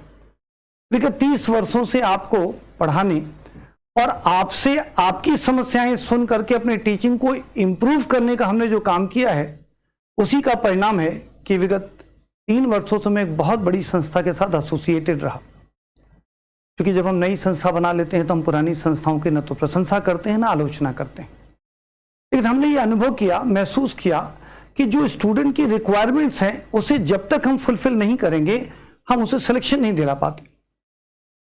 पहले हिंदी मीडियम के बच्चों का खूब सिलेक्शन होता था, लेकिन हाल के वर्षों में कोचिंग इंडस्ट्री को कॉर्पोरेटाइजेशन करने का जो कल्चर चला है, जिसमें हावा डाबा और दिखावा बहुत है, लेकिन जो वास्तविक शिक्षा और शिक्षा से संबंधित गतिविधियां हैं वो कहीं, मुझे ऐसा लगता, हो सकता है मैं गलत हूं और लोगों की बात मैं नहीं कहता, मुझे ऐसा लगता है कि जिस स्तर, जिस गहराई, जिस व्यवहारिकता और आयोग की मांग के अनुरूप जो अध्ययन अध्यापन होना चाहिए वो संस्थानों में नहीं हो रहा है। संस्थान भी खूब मेहनत कर रहे हैं, विद्यार्थी भी खूब मेहनत कर रहे हैं, लेकिन परिणाम उनके हाथ नहीं आ रहा है। और फिर वह असफलता के लिए अलग अलग समय में अलग अलग कारकों को दोषी ठहराते फिरते। ठीक है, आपके लिए स्वागत है। आप मेरे सेंटर पर आ सकते हैं, 1-to-1 बात कर सकते हैं। केवल हिस्ट्री नहीं, जीएस के लगभग सभी विषय पर आप बात कर सकते हैं। मेरी एक पूरी टेक्निकल टीम आपके साथ बैठेगी, और टेक्निकल टीम मतलब कोई ABC असिस्टेंट नहीं, वो फैकल्टी जो आपको पढ़ाते हैं वो ऑलरेडी वहां पर बैठते हैं और अपने अपने सब्जेक्ट में आपको अच्छी तरह से कैसे तैयार किया जाए, आपकी बेसिक अगर कमजोर है और एग्जामिनेशन करीब है तो कैसे पास हो सकते हैं। 2027 या 28 में बैठना है तो आपका बेसिक स्ट्रांग करा करके कैसे आपको पास कराया जा सकता है। हर कैंडिडेट के लिए एक स्पेसिफिक नेचर ऑफ प्लान बनता है। इसी टेस्ट सीरीज से जो हमारे पास रिजल्ट आएगा आपका टेस्ट सीरीज का, उससे हमें यह पता लग जाएगा कि बच्चा किस तरह के विषय में और उस विषय के किस पार्ट में कमजोर है। तो 2027 के लिए इस परीक्षा के बाद ही हम एक फाउंडेशन बैच भी स्टार्ट कर रहे हैं। अगर आप किसी अन्य संस्थान से पढ़े हों, बिल्कुल चिंता करने की जरूरत नहीं, दोबारा कोचिंग करने की आवश्यकता नहीं। आपके जो विषय कमजोर रह गए हों, आप सिर्फ उन विषयों का अध्ययन हमारे प्लेटफॉर्म से करें। बाकी जो विषय आपके मजबूत हैं उसका केवल रिवीजन करें। इसे मॉड्यूल सेगमेंट कहते हैं। आपका साइंस कमजोर है तो केवल साइंस पढ़ लिया, आपका ज्योग्राफी कमजोर है तो केवल ज्योग्राफी पढ़ लिया। किसी को लगा नहीं जी इस पैटर्न से तो हमने कुछ नहीं पढ़ा था, तो पूरा का पूरा फाउंडेशन फिर से पढ़ लिया। और 2026 से 27 के दौरान पर्सनली न सिर्फ हम टीम के लोग पढ़ाएंगे, क्लास के बाद हम डाउट क्लियरिंग सेशन करेंगे, हम ही बच्चों की कॉपीज भी चेक करेंगे और उन कॉपीज के चेक से जो रिजल्ट आएंगे उस पर पर्सनल 1-to-1 डिस्कशन भी करेंगे। ये प्रक्रिया अगर किया जाए तो मुझे लगता है कि परिणामों को परिवर्तित करने में संभावनाएं थोड़ी बढ़ जाती हैं। ठीक है, चलिए अगले क्वेश्चन पे चलते हैं। So, I have English medium students also. So, the next question is the Columbian Exchange. The Columbian Exchange, as seen in the context of the advent of Europeans in India, led to which of the following socio-economic shift? So, this question have two basic points. What is Columbian Exchange and what is the result in terms of socio-economic shift? These are four statements. You choose the right option. Number one statement says the immediate transition of the Indian economy from an exporter of textile to a net importer of raw materials. This statement is wrong. Second statement, the introduction of new botanical species such as tobacco, cashew and pineapple which altered agricultural patterns in India. This is the right statement. And this kind of socio-economic shift is known as Columbian Exchange. So your right answer is B. Check the next options. C, the replacement of the traditional maktab. Maktab is lower standard Persian and Arabic educational institutions. Maktab and madrasas, these are Islamic educational institutions. So statement says the replacement of the traditional maktab and pathshala educational institutes, pathshala education system with European scientific logic. This statement is also wrong. The statement D says the legal abolition of the zamindari system by the Portuguese in the 16th century. This is wrong. So your right answer is B. Next question, question number 7. उत्तरवर्ती मुगलों, letter Mughals और 18वीं शताब्दी के क्षेत्रीय राज्यों के संदर्भ में निम्नलिखित कथनों पर विचार कीजिए। ठीक, हमसे क्या पूछा? उत्तरवर्ती मुगल। ठीक, लेटर मुगल्स। लेटर मुगल्स किसे कहते हैं? औरंगजेब के बाद 1707 से लेकर 1857 के बीच में जितनी भी मुगल शासकों ने शासन किया, इन्हें उत्तर मुगल शासक कहा जाता है। यानी ये सवाल 1707 से 1857 के मुगल शासकों से संबंधित है। क्या कह रहा है? उत्तरवर्ती मुगलों और 18वीं शताब्दी के क्षेत्रीय राज्यों के संदर्भ में निम्नलिखित कथनों पर विचार कीजिए। जब औरंगजेब की मृत्यु हुई तो भारत में रीजनल स्टेट्स इमर्ज होते चले गए।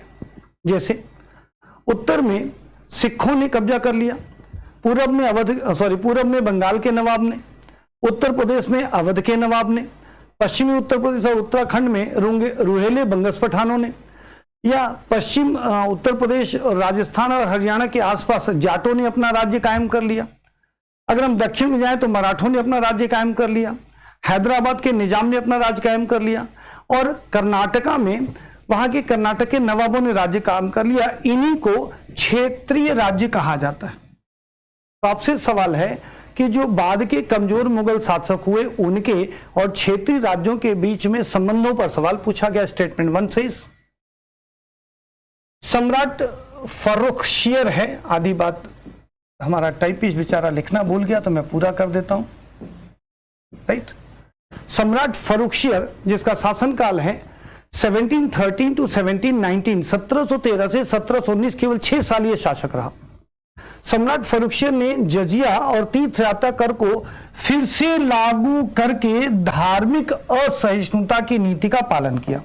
यह स्टेटमेंट 100% गलत है, क्योंकि इसने राजपूतों के साथ मधुर संबंध बनाने तथा अन्य क्षेत्रीय राजाओं, हिंदू राजाओं के साथ मधुर संबंध बनाने के लिए पहले से चली आ रही जजिया व्यवस्था और तीर्थ यात्रा कर को समाप्त कर दिया था, ना कि फिर से लागू किया था। सिर्फ इसलिए कि राजपूत राजाओं के साथ जो औरंगजेब के समय में संबंध खराब हो गए थे, दक्षिण के राजाओं के साथ जो संबंध खराब हो गए थे, उसे मधुर करने की कोशिश कर रहा था। हालांकि इसका पूरा समयकाल आंतरिक विद्रोहों से युक्त रहा और बाद में इसकी भी हत्या हुई। फर्रुखियर के द्वारा जो नीति अपनाने की बात ये कह रहे हैं वो स्टेटमेंट रॉन्ग है। दूसरा, हैदराबाद राज्य की स्थापना निजामुल मुल्क ने मुगल दरबार से मोह भंग होने के बाद की, ये बात सही है। हैदराबाद राज्य की स्वतंत्रता की स्थापना 1724 में चिन किलिच खान नाम के एक व्यक्ति ने की, जो मुगलों का राज दरबारी था, सेना का एक प्रधान सेनापति भी रहा था।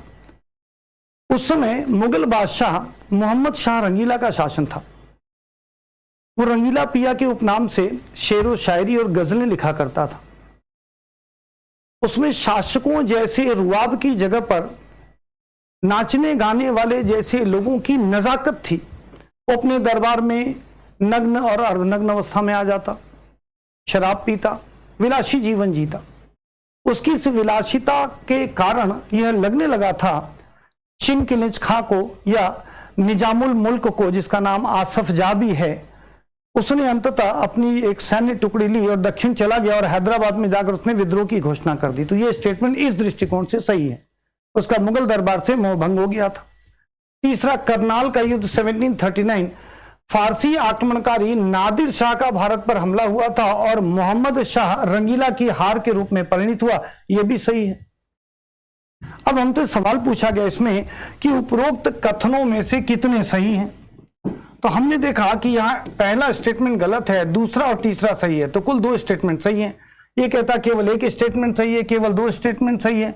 ये कहता है सभी 3 सही हैं, गलत है, कोई भी नहीं सही है, गलत है। इस दृष्टिकोण से 3 स्टेटमेंट में एक स्टेटमेंट गलत है, 2 स्टेटमेंट सही है, तो राइट आंसर क्या हो जाएगा? बी। ठीक है, इंग्लिश में देख लेते हैं। Question number 7 says, with reference to the later Mughals and regional states in the 18th century, consider the following statements. Statement number 1, Emperor Farrukhsir followed a policy of religious intolerance by reimposing the jizya, या गलत लिख दिया, जजिया है, jizya and pilgrimage tax. This statement is wrong. Second statement says the state of Hyderabad was founded by Nizamul Mulk after he became disillusioned with the Mughal court. This statement is right. Statement 3 says the Battle of Karnal 1739 resulted in the defeat of Muhammad Shah Rangila by the Persian invader Nadir Shah. This statement is also right. Question says how many of the statements given above are corrected? So 2 statements are corrected, 1 is wrong. So the right answer is B. It says only 2 statements are right. So this is the right answer. Question number 8. Bharat में British विस्तार के संबंध में निम्नलिखित कथनों पर विचार कीजिए। स्वर्ण फरमान 1632 ने अंग्रेजों को गोलकुंडा के सुल्तान के बंदरगाहों में स्वतंत्र रूप से व्यापार करने का अधिकार दिया। स्टेटमेंट सही है। गोलकुंडा में मुगलों का शासन नहीं था, वहां पर सिया मुसलमान शासकों का शासन था।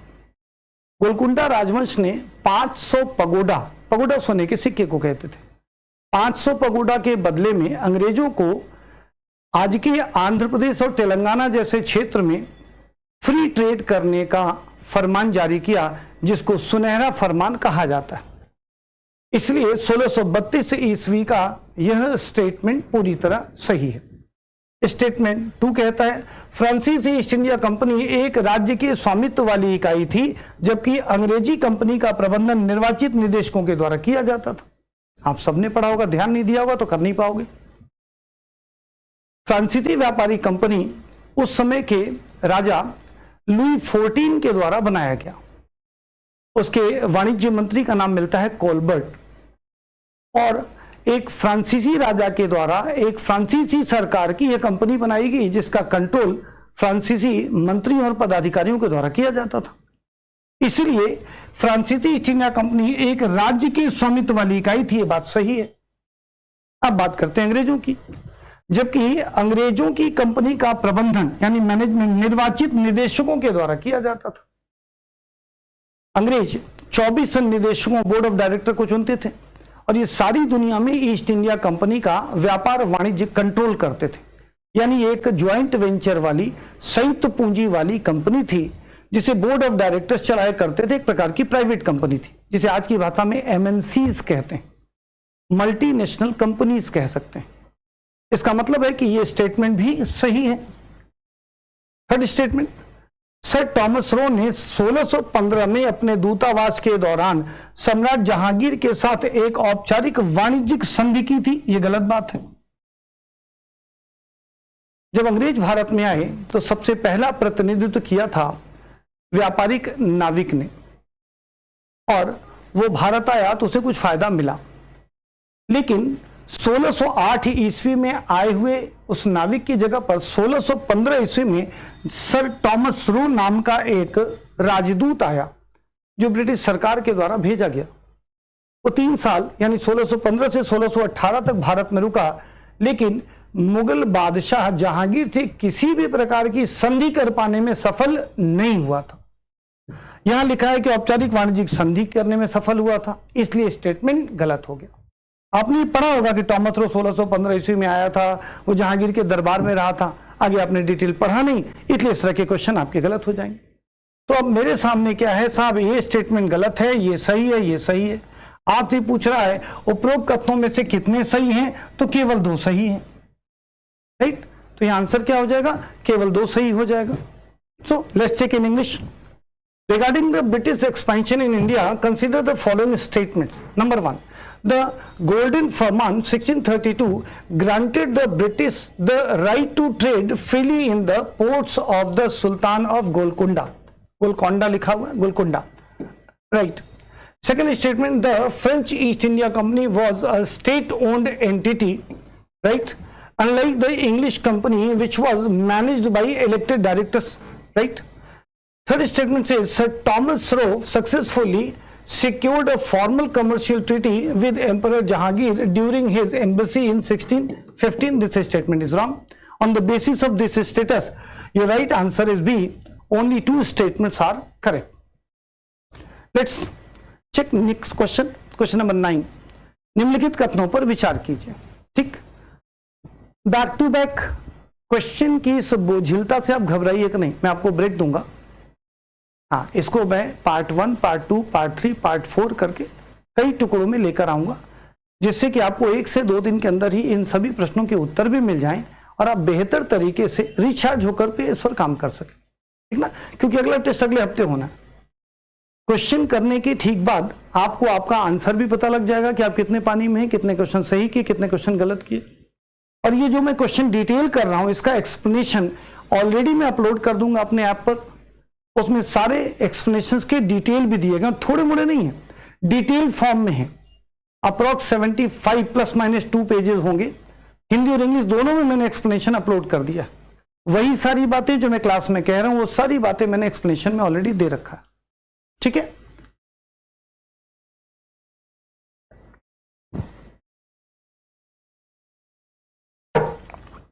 चलिए नेक्स्ट क्वेश्चन देखते हैं। क्वेश्चन नंबर 9, निम्नलिखित कथनों पर विचार कीजिए। अभिकथन ए, अंग्रेज कारतूस के स्नेहक यानी लुब्रिकेंट के रूप में घी का उपयोग करने के सिपाहियों के अनुरोध को स्वीकार करके 1857 के विद्रोह के पैमानों को संभावित रूप से टाल सकते थे। ऐसा नहीं है। जो 1857 का विद्रोह हुआ उसमें एक बंदूक थी ब्राउन बैस, जिसे रिप्लेस किया गया था इनफील्ड नाम के बंदूक से, रॉयल इनफील्ड नाम के बंदूक से। उस बंदूक में जो कारतूस इस्तेमाल होती थी उसके ऊपर एक चिपचिपा पदार्थ या फिसलने वाला पदार्थ इस्तेमाल किया गया था। और उसे यूज करने से पहले सैनिकों को दांत से उसे पील ऑफ करना होता था, खोलना होता था। ऐसी अफवाह उड़ी कि उसमें गाय और सूअर की चर्बी है। गाय हिंदुओं के लिए उनके धर्म के विरुद्ध थी और सूअर की चर्बी मुसलमानों के लिए धर्म के विरुद्ध थी। यह स्टेटमेंट कह रहा है कि अगर घी का इस्तेमाल कर लेते तो शायद बात बन जाती। यह विवाद था ही नहीं, इसलिए यह कथन ही गलत हो गया। अब बात करते हैं कारण की। 1859 to 61 के बीच में एक श्वेत विद्रोह हुआ, इसे व्हाइट म्यूटिनी कहा गया। यह विद्रोह ने प्रदर्शित किया कि ब्रिटिश क्राउन सैन्य अनुशासन बनाए रखने के लिए सामाजिक सांस्कृतिक सुधारों पर समझौता करने को तैयार हो गया। जब 1857 का विद्रोह हुआ तो भारत में इस समय तक एक व्यापारिक कंपनी ईस्ट इंडिया कंपनी शासन करती थी। 1858 के एक कानून से, गवर्नमेंट ऑफ इंडिया एक्ट 1858 से, ब्रिटिश संसद ने कानून बनाया कि अब भारत का शासन व्यापारिक कंपनी से लिया जाएगा और ब्रिटेन की सरकार यहां का शासन चलाएगी, राइट। और बहुत सारे उसमें सब क्लॉजेस हैं, जब आप कभी संवैधानिक सुधार पढ़ेंगे तो वहां मैं डिटेल कर दूंगा। इसके तहत यह तय हुआ कि अब भारत में जो एक प्राइवेट कंपनी काम कर रही थी उसको टेक ओवर किया जाएगा। इस टेक ओवर का परिणाम यह हुआ कि उस प्राइवेट कंपनी के सोल्जर्स यानी सिपाहियों को भी अंग्रेजी शासन व्यवस्था में लिया गया। और ऐसा पहले से प्रचलित शर्त था कि अगर ऐसा कोई भी चेंज होगा तो उनके कंसेंट यानी सहमति ली जाएगी और साथ में उन्हें कुछ बोनस दिया जाएगा। अपने बोनस की बढ़ोतरी के बिना अंग्रेजी शासन में शामिल करने और कई अन्य सुविधाओं के खिलाफ असंतोष के कारण इन्होंने विद्रोह कर दिया। इसे श्वेत विद्रोह के नाम से जाना गया। अंततः अंग्रेजी सरकार ने इन सैनिकों के विद्रोह का सम्मान किया और कहा कि अगर आप अंग्रेजी सेना में भर्ती नहीं होना चाहते, भारत से वापस आना चाहते हैं, तो सरकार आपको खर्चा देगी और निःशुल्क जहाजों से आपको वापस ले आएगी। यही बात यहां समझाने की कोशिश की कि इस प्रकार कारण तो सही है लेकिन यह अभिकथन गलत है। इसके हिसाब से जब हम कूट को मैच करते हैं तो ए गलत है और आर सही है, इस प्रकार डी हमारा ऑप्शन सही हो जाता है। तो जब हम क्वेश्चन नंबर 9 देखते हैं तो क्वेश्चन नंबर 9 में कथन ही गलत दिया गया है और इसका जो कारण है वो अपने में सही है। इस प्रकार कथन कारण के सवाल में जो अभिकथन है वो गलत है और जो कारण है वो सही है। ठीक है, इस तरह के भी सवाल मिलेंगे। तो बहुत घबराहट में क्वेश्चन देखते ही धड़ाधड़ आंसर करने की जगह पे थोड़ा सा विचार करें कि ये स्टेटमेंट क्या कह रहा है, कारण क्या कह रहा है, दोनों का इंटर रिलेशन क्या है, तभी ऐसे प्रश्नों के उत्तर आप कर पाओगे, राइट। चलो इंग्लिश के भी स्टूडेंट्स हमारे साथ है तो उनके लिए भी डिस्कस कर लेते हैं। Consider the following statements. Assertion says the British could have potentially averted the scale of the 1857 rebellions by accepting the Sepoy request to use ghee as a cartridge lubricant. This was not the issue. Issue was religious respect. Reason R says the White Mutiny of 1859 to 1861 demonstrated that the British Crown was willing to compromise the socio-cultural reforms to maintain military discipline. This statement is right. On the basis of this status, your right answer is D. It says A is incorrect but R is correct. Right? So, come to the next question. Question number 10. 1857 के विद्रोह की प्रकृति और विफलता के संबंध में निम्नलिखित में से कौन सा आंदोलन के सामाजिक आर्थिक अंतर विरोधों को सबसे अच्छी तरह दर्शाता है? अगेन एक क्वेश्चन 1857 से ही हमने ले लिया है क्योंकि थोड़ा डाइवर्सिफाइड है, इससे कई तरह के सवाल बनने की संभावना रहती है, इसलिए हमने सवाल ले लिया। 1857 के विद्रोह की प्रकृति और विफलता के संबंध में निम्नलिखित में से, तो 1857 का जो विद्रोह है उसकी प्रकृति और विफलता क्या थी, इस पर यह सवाल आपसे पूछा गया है। प्रश्न को सॉल्व करते समय मार्क कर लिया करें, अदरवाइज आप विकल्पों में उलझ जाते हो तो पता नहीं चल पाता कि पूछा क्या था। घटनाएं आपको सब सही लगती हैं लेकिन पूछे गए बिंदुओं के संदर्भ में आपको विकल्प चुनना है, न कि इतिहास की सही और गलत घटना को चुनना है। इतिहास के प्रश्न को पढ़ते समय ये थोड़ी सावधानी रखनी चाहिए। तो निम्नलिखित में से कौन सा आंदोलन के सामाजिक आर्थिक अंतर विरोधों का सबसे अच्छी तरह से दर्शाता है? 1857 के विद्रोह के पहले सामाजिक असंतोष था, आर्थिक असंतोष था। इसी के संदर्भ में आपसे सवाल पूछ रहा है कि जो सामाजिक आर्थिक असंतोष था या अंतर्विरोध था, उसके संबंध में 1857 का विद्रोह असफल हुआ, तो उसकी प्रकृति और असफलता के बारे में आपको जो सही स्टेटमेंट है वो ढूंढना है। तो प्रश्न को करने से पहले आपको डिमांड ऑफ द क्वेश्चन को समझना चाहिए। अगर सरल पॉइंटर या फैक्ट वाले क्वेश्चन है तो चिंता की जरूरत नहीं, जो ज्यादातर स्टेट पीसीएस में पूछता है या वनडे एग्जाम्स में पूछता है। लेकिन यूपीएससी में कई बार कॉम्प्लिकेटेड नेचर ऑफ क्वेश्चंस या एक से अधिक प्रकार के प्रश्नों को आपस में जोड़ करके वो सवाल पूछ लेता है। यहां भी उसने वही किया। चलिए विकल्प देखते हैं। कथन ए कहता है या ऑप्शन ए कहता है, विकल्प ए कहता है विद्रोह एक एकीकृत राष्ट्रीय संघर्ष था। तो पहली बात तो ये एकीकृत राष्ट्रीय संघर्ष था ही नहीं, पूरे भारत में संघर्ष तो हुआ नहीं था, जो केवल इलेक्ट्रिक टेलीग्राफ की तकनीकी श्रेष्ठता के कारण विफल रहा। यह भी बात गलत है। ये बात सही है कि टेलीग्राफिक लाइन पहले बिछाई जा चुकी थी, लेकिन उस तार को तोड़ दिया गया था, खंभे उखाड़ दिए गए थे। तो इस विद्रोह की विफलता के पीछे यह भी कारण नहीं था। तो पहला स्टेटमेंट तो कंप्लीटली रॉन्ग है। दूसरा, जहां सिपाहियों ने धार्मिक पहचान के लिए लड़ाई लड़ी, वहीं अवध और उत्तर पश्चिमी प्रांतों में नागरिक भागीदारी मुख्य रूप से वित्तीय रिकॉर्ड के विनाश और कृषि संबंधी शिकायतों से प्रेरित थी। ये बात सही है, काफी हद तक सही है। और विकल्प देख लेते हैं, कोई और विकल्प सही न निकल जाए, है ना। नेक्स्ट क्वेश्चन या नेक्स्ट विकल्प, भारतीय मध्यम वर्ग और जमींदार अंग्रेजों के प्रति वफादार रहे क्योंकि वे मुगल सामंती व्यवस्था को आधुनिक लोकतांत्रिक ढांचे से बदलना चाहते थे। अब ध्यान रखना, सामंती व्यवस्था को आधुनिक लोकतांत्रिक ढांचे से बदलना अंग्रेजों के कभी विकल्प में नहीं रहा 1857 के विद्रोह तक।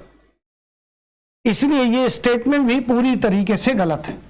यह बात सही है कि भारतीय मध्यम वर्ग और जमींदार अंग्रेजों के प्रति सहानुभूति रखते थे और कई जगह जमींदारों ने अंग्रेजों की तरफ से लड़ाइयां लड़ी।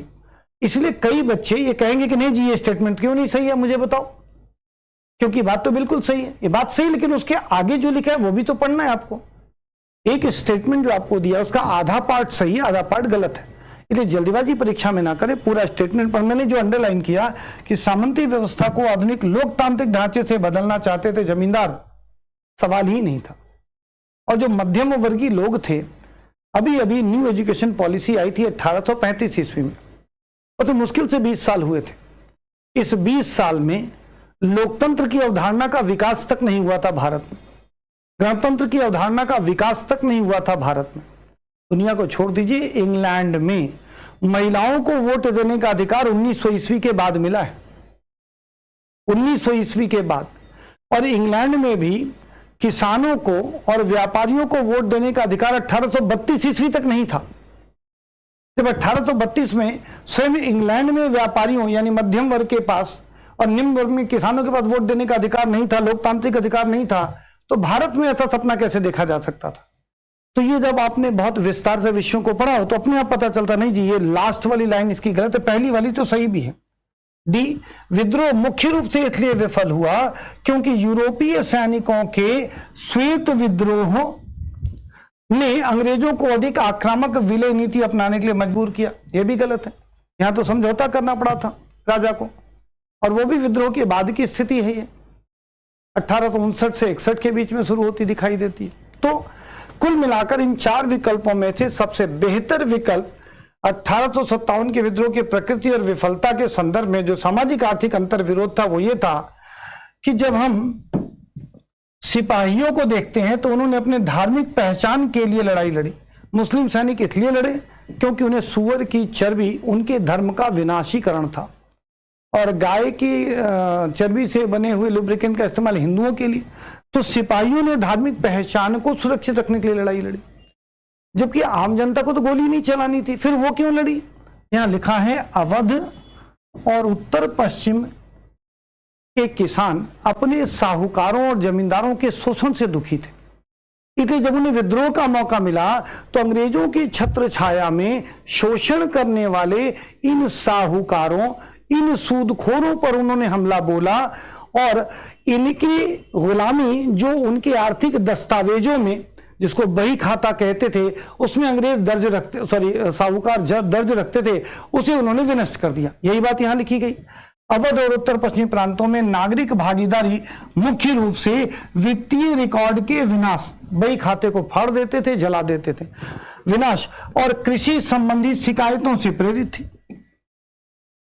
हम इसीलिए असफल हुए कि सैनिक किसी और उद्देश्य से लड़ रहे थे, किसान किसी और उद्देश्य से लड़ रहा था, जमींदार किसी और उद्देश्य से लड़ रहा था, वो राजनेता अंग्रेजों से लड़ रहा था जिसका नुकसान अंग्रेजों ने किया था। जैसे कानपुर के नाना साहब, झांसी की रानी, या बिहार के विशेष प्रांत जिसे आरा के निकट का हम क्षेत्र कहते हैं, वहां के बाबू साहब लड़ाई लड़ रहे थे। इसी तरीके से बेगम हजरतमहल लखनऊ में अपने बेटे बिजलिस कादिर को अगला नवाब बनाने के लिए लड़ाई लड़ रही थी, क्योंकि इन सभी के राजनीतिक हित दुष्प्रभावित हुए थे अंग्रेजों से, इसलिए लड़ रहे थे। लेकिन छोटे मोटे जमींदारों के हित अंग्रेजों से बहुत प्रभावित नहीं हुए थे। जिनके प्रभावित हुए थे वो लड़े, और जिनके प्रभावित नहीं हुए थे उन्होंने अंग्रेजों की मदद की थी। तो भारत का 1857 का विद्रोह इसलिए सफल हुआ कि सामाजिक आर्थिक अंतर विरोधों से युक्त होकर हमने एकजुट होकर लड़ाई नहीं लड़ी। इसमें नेतृत्व का अभाव भी था, संसाधनों की कमी भी थी, और बहुत सारे कारक थे। लेकिन इन 4 विकल्पों में जो सबसे बेस्ट विकल्प है वो बी है, इसलिए इसका आंसर बी हो जाएगा। अब कोई भी ऐसा विद्यार्थी नहीं होता जिसने 1857 का विद्रोह न पढ़ा हो। मंगल पांडे का नाम सबने सुना होता है, या झांसी की रानी का नाम सबने सुना होता है, तात्या टोपे का नाम बहुत लोगों ने पढ़ा होता है। लेकिन यूपीएससी यहां से सवाल नहीं पूछ सकते, पूछने का ढंग ही नहीं डाला है। क्यों? इसको समझना हो। यूपीएससी की परीक्षा पास करके आपको प्रशासक बनना है, इतिहासकार नहीं बनना है। प्रशासक बनने के लिए आपको बहुत सारी चुनौतियों का सामना करना पड़ता है, उसका समाधान देना होता है। तो किसी भी एमर्ज होने वाली चुनौती के बेस में क्या है, इसकी समझ आपको होगी, तभी आप उसका एक सुचारू समाधान, संवैधानिक समाधान दे पाते हो। इसीलिए जब भी किसी विषय को आपसे सवाल पूछता है यूपीएससी, चाहे भूगोल में पूछे या पॉलिटी में पूछे या हिस्ट्री में पूछे, तो उस विषय के मूल से संबंधित विषयों पर आपकी निगाह है कि नहीं, और उस मूल के आधार पर निष्कर्ष तक पहुंचने में सफल हो कि नहीं, ये उसका नेचर ऑफ क्वेश्चन है। ये सिर्फ यूपीएससी के क्वेश्चंस में आपको मिलेगा। स्टेट सर्विसेज में इसकी मात्रा थोड़ी कम होती, कुछ स्टेट में कम है, कुछ में बहुत कम है, कुछ स्टेट में तो बहुत इजी और पॉइंटर नेचर के क्वेश्चंस है, फैक्ट बेसिस क्वेश्चन है। तो जब यूपीएससी की तैयारी करें तो बहुत संजीदगी, संवेदनशीलता और गहराई से विषय के ज्ञान की आवश्यकता होती है। ठीक है ना? चलो साहब, ये 10th क्वेश्चन हमने ले लिया हमारे इंग्लिश मीडियम के स्टूडेंट्स के लिए। Question number 10, regarding the nature and failure of the 1857 revolt, which of the following best reflect the socio-economic contradictions of the movement?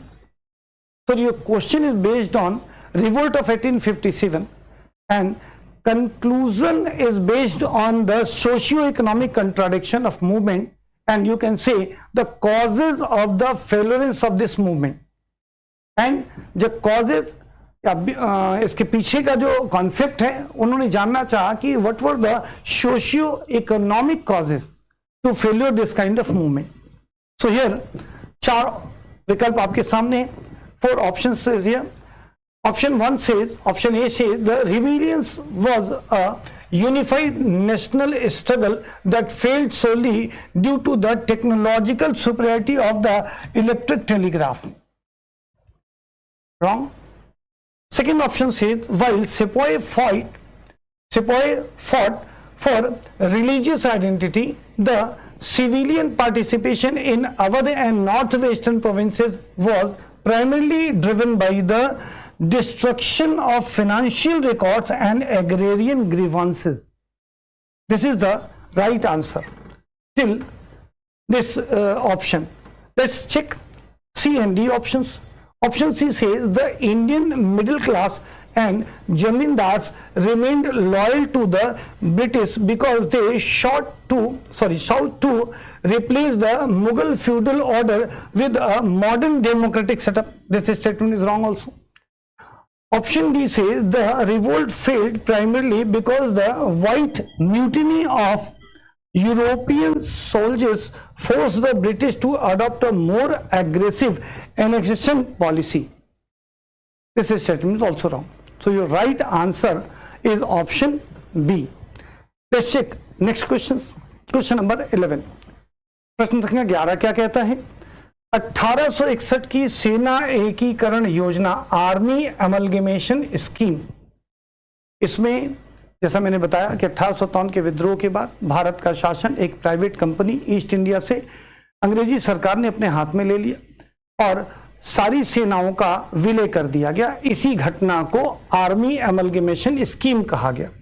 1861 की सेना एकीकरण योजना और उसके बाद के 1861 के भारतीय सिविल सेवा अधिनियम का एक सामान्य अंतर्निहित उद्देश्य था। निम्नलिखित में से कौन सा इसका सबसे अच्छा वर्णन करता है? यानी 1857 के बाद भारत की सत्ता को संभालते समय ब्रिटिश सरकार ने दो प्रमुख कार्य किए थे।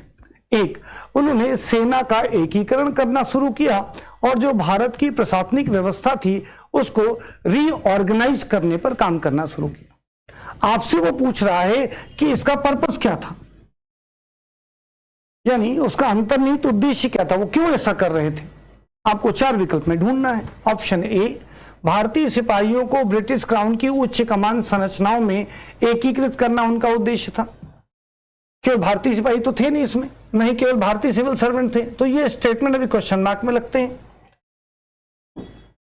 बी, उन नस्लीय बाधाओं को समाप्त करना जिन्होंने यूरोपीय सैनिकों के बीच श्वेत विद्रोह को जन्म दिया था, अब ये भी डाउट में रख देते हैं। सी, भविष्य के सामूहिक विद्रोहों को रोकने के लिए नस्लीय और सांप्रदायिक विभाजन को मजबूत करते हुए क्राउन के नियंत्रण में सुदृढ़ करना। उनका अंतर्निहित उद्देश्य क्या था? उन्होंने जब 1861 की सेना एकीकरण की योजना बनाई तो उन्होंने अलग अलग जाति और संप्रदाय की सैन्य व्यवस्था को मेंटेन रखा, जैसे Rajput regiment, Mahar regiment, Sikh regiment, Gorkha regiment. 1857 के विद्रोह में जब उत्तर भारत के लोगों ने विद्रोह किया तो गोरखा रेजिमेंट से, मद्रास रेजिमेंट से, महार रेजिमेंट से, सिख रेजिमेंट से लोगों को ला करके यहाँ के विद्रोह का दमन किया गया। अगर एक राष्ट्रीय भारतीय सेना होती तो विद्रोह कर देती, इसीलिए अलग अलग जाति, संप्रदाय और समूहों के ग्रुप को उन्होंने मेंटेन रखने के उद्देश्य से अमलगमेशन किया और 1861 के भारतीय सिविल सेवा अधिनियम में भी इस विचार का उन्होंने ध्यान रखा। तो भविष्य के सामूहिक विद्रोहों को रोकने के लिए नस्लीय और सांप्रदायिक विभाजन को मजबूत करते हुए क्राउन के नियंत्रण को सुदृढ़ करना उनका उद्देश्य था, जिसके लिए उन्होंने दो काम किया। सैन्य और नागरिक सेवाओं में त्वरित सामाजिक सांस्कृतिक सुधारों के माध्यम से व्हाइट मैन्स बर्डन को लागू करना, ये गलत बात है। व्यवस्था थी, ये चर्चा थी, लेकिन 1861 और 1861 के भारतीय सिविल सेवा अधिनियम में क्या ये प्राइम मोटो था? क्या ये मूल उद्देश्य था? क्या इसीलिए सारी व्यवस्था करने का प्रयास किया गया था? तो जब हम ऑप्शन देखते हैं तो इसका ऑप्शन रिलेटिवली इन चारों में से सी सर्वाधिक सही है। आंसर क्या हो जाएगा? सी। Let's check in English.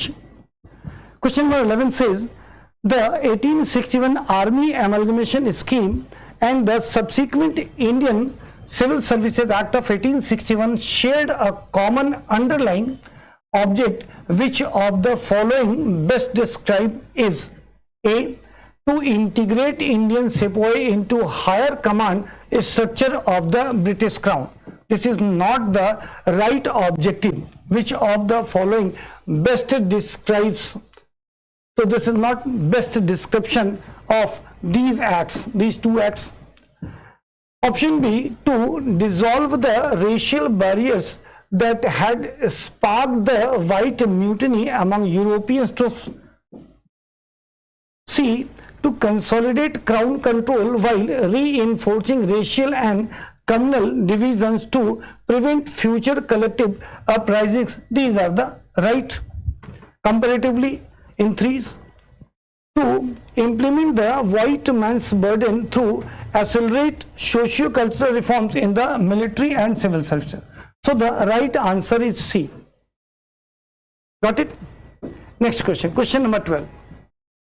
1857 के विद्रोह के नेतृत्व और दमन के संदर्भ में निम्नलिखित कथनों पर विचार कीजिए। स्टेटमेंट है, बाद में बताना इसमें से कौन सा कथन सही है। ठीक, पहला है, जहां बहादुर शाह जफर ने दिल्ली में प्रतीकात्मक नेतृत्व प्रदान किया, वहीं वास्तविक सैन्य नेतृत्व जनरल बख्त खान के द्वारा किया गया था। ये बात सही है। दूसरा है, ब्रिटिश कमांडर सर ह्यू रोज, जिन्होंने झांसी में विद्रोह को दबाया था, ने रानी लक्ष्मीबाई को विद्रोहियों के सबसे बहादुर सैन्य नेता के रूप में मान्यता दी थी। यह भी स्टेटमेंट सही है। तीसरा, लखनऊ की बेगम हजरत महल उन कुछ नेताओं में से एक थी जिन्हें 1859 में सर कॉलिन कैम्पबेल ने पकड़ लिया था और मार डाला था। ये स्टेटमेंट स्लाइटली सही है, स्लाइटली गलत है। कहां तक सही है, कहां तक गलत है, चलो वो देखें। लखनऊ में बेगम हजरत महल उन नेताओं जिन्हें 1857 में सर कॉलिन कैम्पबेल ने पकड़ लिया, तो कभी भी बेगम हजरत महल पकड़ी नहीं गई। ठीक, और मार डाला। वो यहां से नेपाल भाग गई और 1879 के आसपास वो एक स्वाभाविक मौत मरी। ये बात सही है कि सर कॉलिन कैम्पबेल ने कानपुर में और लखनऊ में विजय हासिल की थी, जीत हासिल की थी, बेगम हजरत महल के विद्रोह को विफल किया था, लेकिन वो कभी बेगम हजरत महल को पकड़ नहीं पाया था। मारना तो बहुत दूर की बात थी। इस विद्रोह का नेतृत्व बेगम हजरत महल ने अपने बेटे बिजलिस का नाम मिलता है, उनको वो नवाब बनाना चाहती थी, इसलिए उन्होंने किया। सब मैंने एक्सप्लेनेशन में डाल रखा है। सो ये तीसरा स्टेटमेंट है वो गलत हो गया। तो इस दृष्टिकोण से third statement is wrong, first and second statements are wrong, right. So अगर आपसे पूछे उपरोक्त में कौन कौन से सही है, तो केवल एक सही है, गलत बात है। एक और दो दोनों सही हैं। बाकी विकल्पों में केवल 2 और 3 है तो गलत है, 1 2 3 तीनों सही है तो गलत है। तो आपका सही उत्तर हो जाएगा बी। नेक्स्ट इंग्लिश में चेक कर लेते हैं। With reference to the leadership and suppression of the revolt of 1857 consider the following statement. Statement number 1, while Bahadur Shah Zafar provided the symbolic headship in Delhi, the actual military leadership was exercised by General Bakht Khan. This statement is right. The British commander Sir Hugh Ross, who suppressed the revolt in Jhansi, recognized Rani Lakshmi Bai as the bravest military leader of the rebels. Statement is right. Third statement says Begum Hazrat Mahal of Lucknow was one of the few leaders who was captured and executed by Sir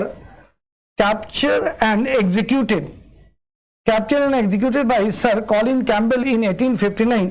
This captured and executed statement is wrong because Begum Hazrat Mahal never caught by Britishers and she moved to Nepal and I think in 1879 she was died. So this statement is wrong. Statement 1 and 2 is right. So your right answer is B. Option 1 and 2 only are correct. Right? So this is your question number 12.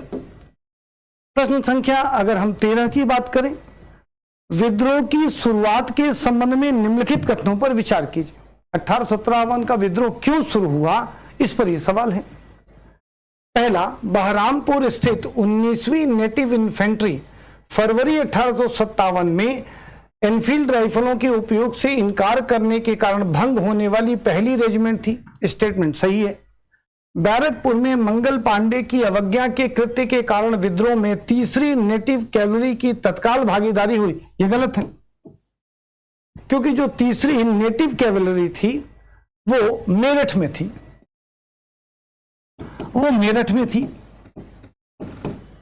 और मेरठ में विद्रोह हुआ था मई के महीने में। ठीक, और मंगल पांडे साहब बैरकपुर यानी बंगाल में थे। तो ये इसमें 2 मिस्टेकन पार्ट है। मंगल पांडे बैरकपुर विद्रोह में थे या बैरकपुर में थे, ये बात सही है, लेकिन वहां उनकी जो कंपनी थी वो थर्ड नेटिव कैवलरी नहीं थी। अब इतना माइक्रो फैक्ट अगर आपको समझ में नहीं आता या याद आपने नहीं रखा तो क्वेश्चन में चूक हो सकती है। इसलिए पढ़ते समय on the basis of previous years of question of UPSC को ध्यान से देखेंगे तो इस तरह की चीजें आपके समझ में आएंगी। थर्ड, 10 मई को मेरठ में विद्रोह का प्रत्यक्ष कारण उन 85 सिपाहियों को कारावास में डालना था जिन्होंने चर्बी युक्त कारतूसों से इनकार कर दिया था। यह बात सही है और ये सही है, ये सही है, ये स्टेटमेंट गलत है। ऑप्शन ढूंढ लेते हैं। ऑप्शन ए से कि केवल पहला और दूसरा स्टेटमेंट सही था। अगर हम क्वेश्चन नंबर 13 को देखते हैं तो क्वेश्चन नंबर 13 के उत्तर में जो विकल्प हमारे सामने है वो ये है कि क्वेश्चन नंबर 13 का बी ऑप्शन कौन सा सही है। 10 में विद्रोह काउंट पहला और तीसरा सही, सॉरी यहाँ दूसरा तो गलत है ना, वेरी सॉरी। तो केवल पहला और तीसरा सही है, दूसरा गलत है, पहला और तीसरा सही है। विकल्प पहला और तीसरा यहां पर दिया गया है, आई एम सॉरी टू से, मैंने पहले गलती से इस पर टिक कर दिया, तो ये इसका सही हो गया। अब हम बात करते हैं इंग्लिश के क्वेश्चंस की, जो हमारे इंग्लिश के विद्यार्थी हैं। So consider the following statements regarding the beginning of the revolts. Statement 1, the 19th Native Infantry at Bahrampur was the first regiment to be disbanded for refusing the use of Enfield rifles in February 1857. This statement is right. Mangal Pandey's act of defense at Barakpur led to the immediate participation of the 3rd Native Cavalry in the rebellions. Mangal Pandey तो सही हैं, ठीक, act भी इनका सही है, बैरकपुर से related है, ये भी सही है, लेकिन जो बात इस लाइन में गलत है कि वो 3rd नेटिव कैवलरी से नहीं थे।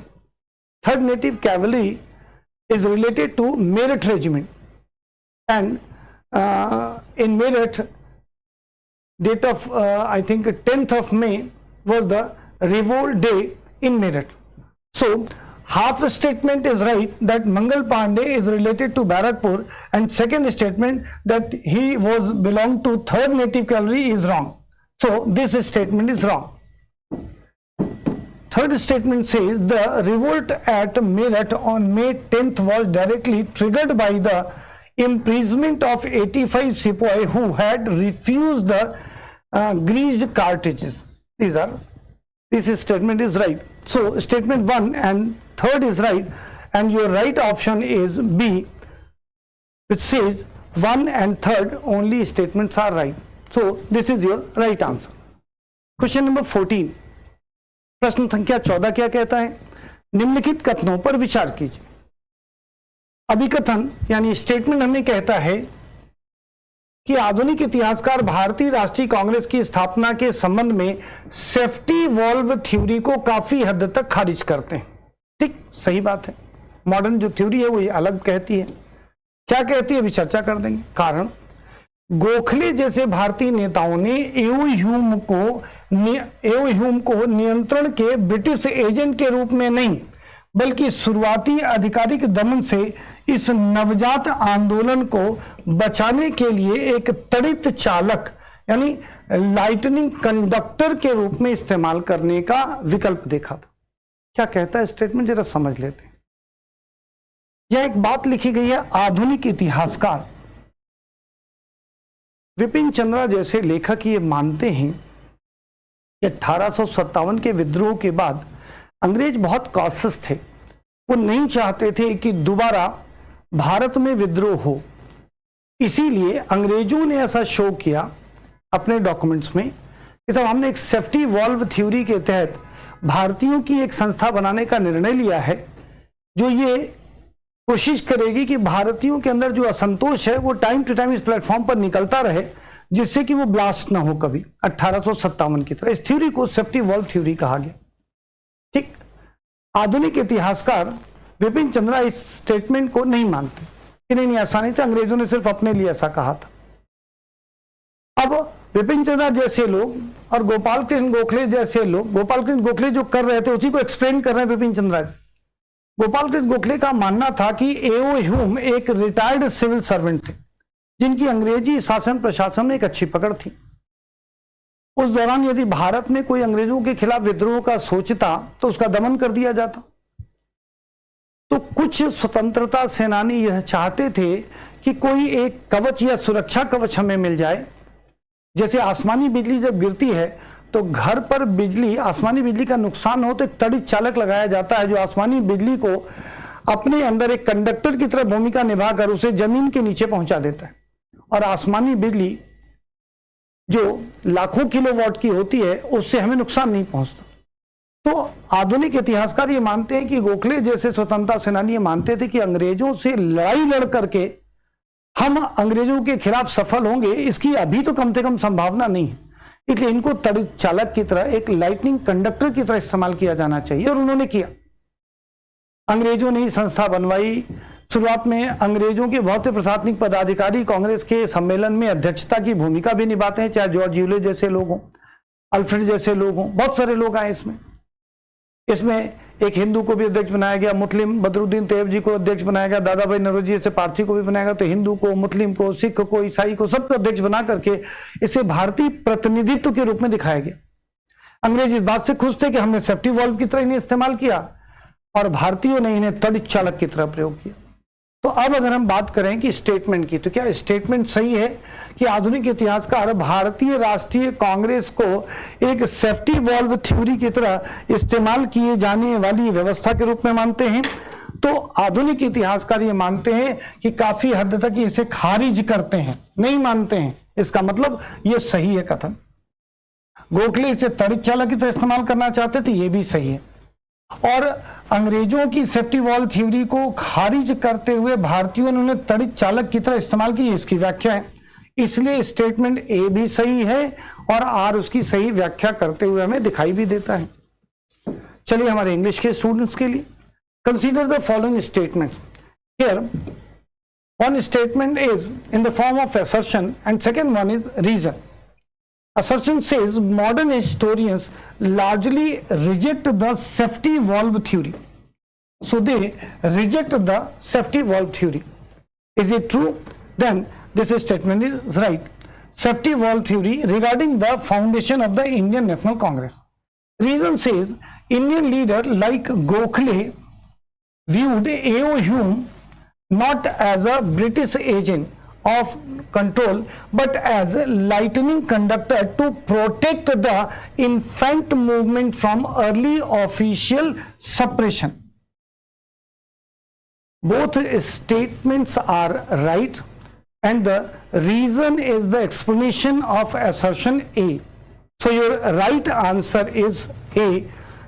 It says both A and R are correct and R is the correct explanation of A. Let's check next question. 15वां क्वेश्चन है, सिंधु घाटी सभ्यता, इंडस वैली सिविलाइजेशन और वैदिक काल के संदर्भ में निम्नलिखित अंतरों पर विचार कीजिए।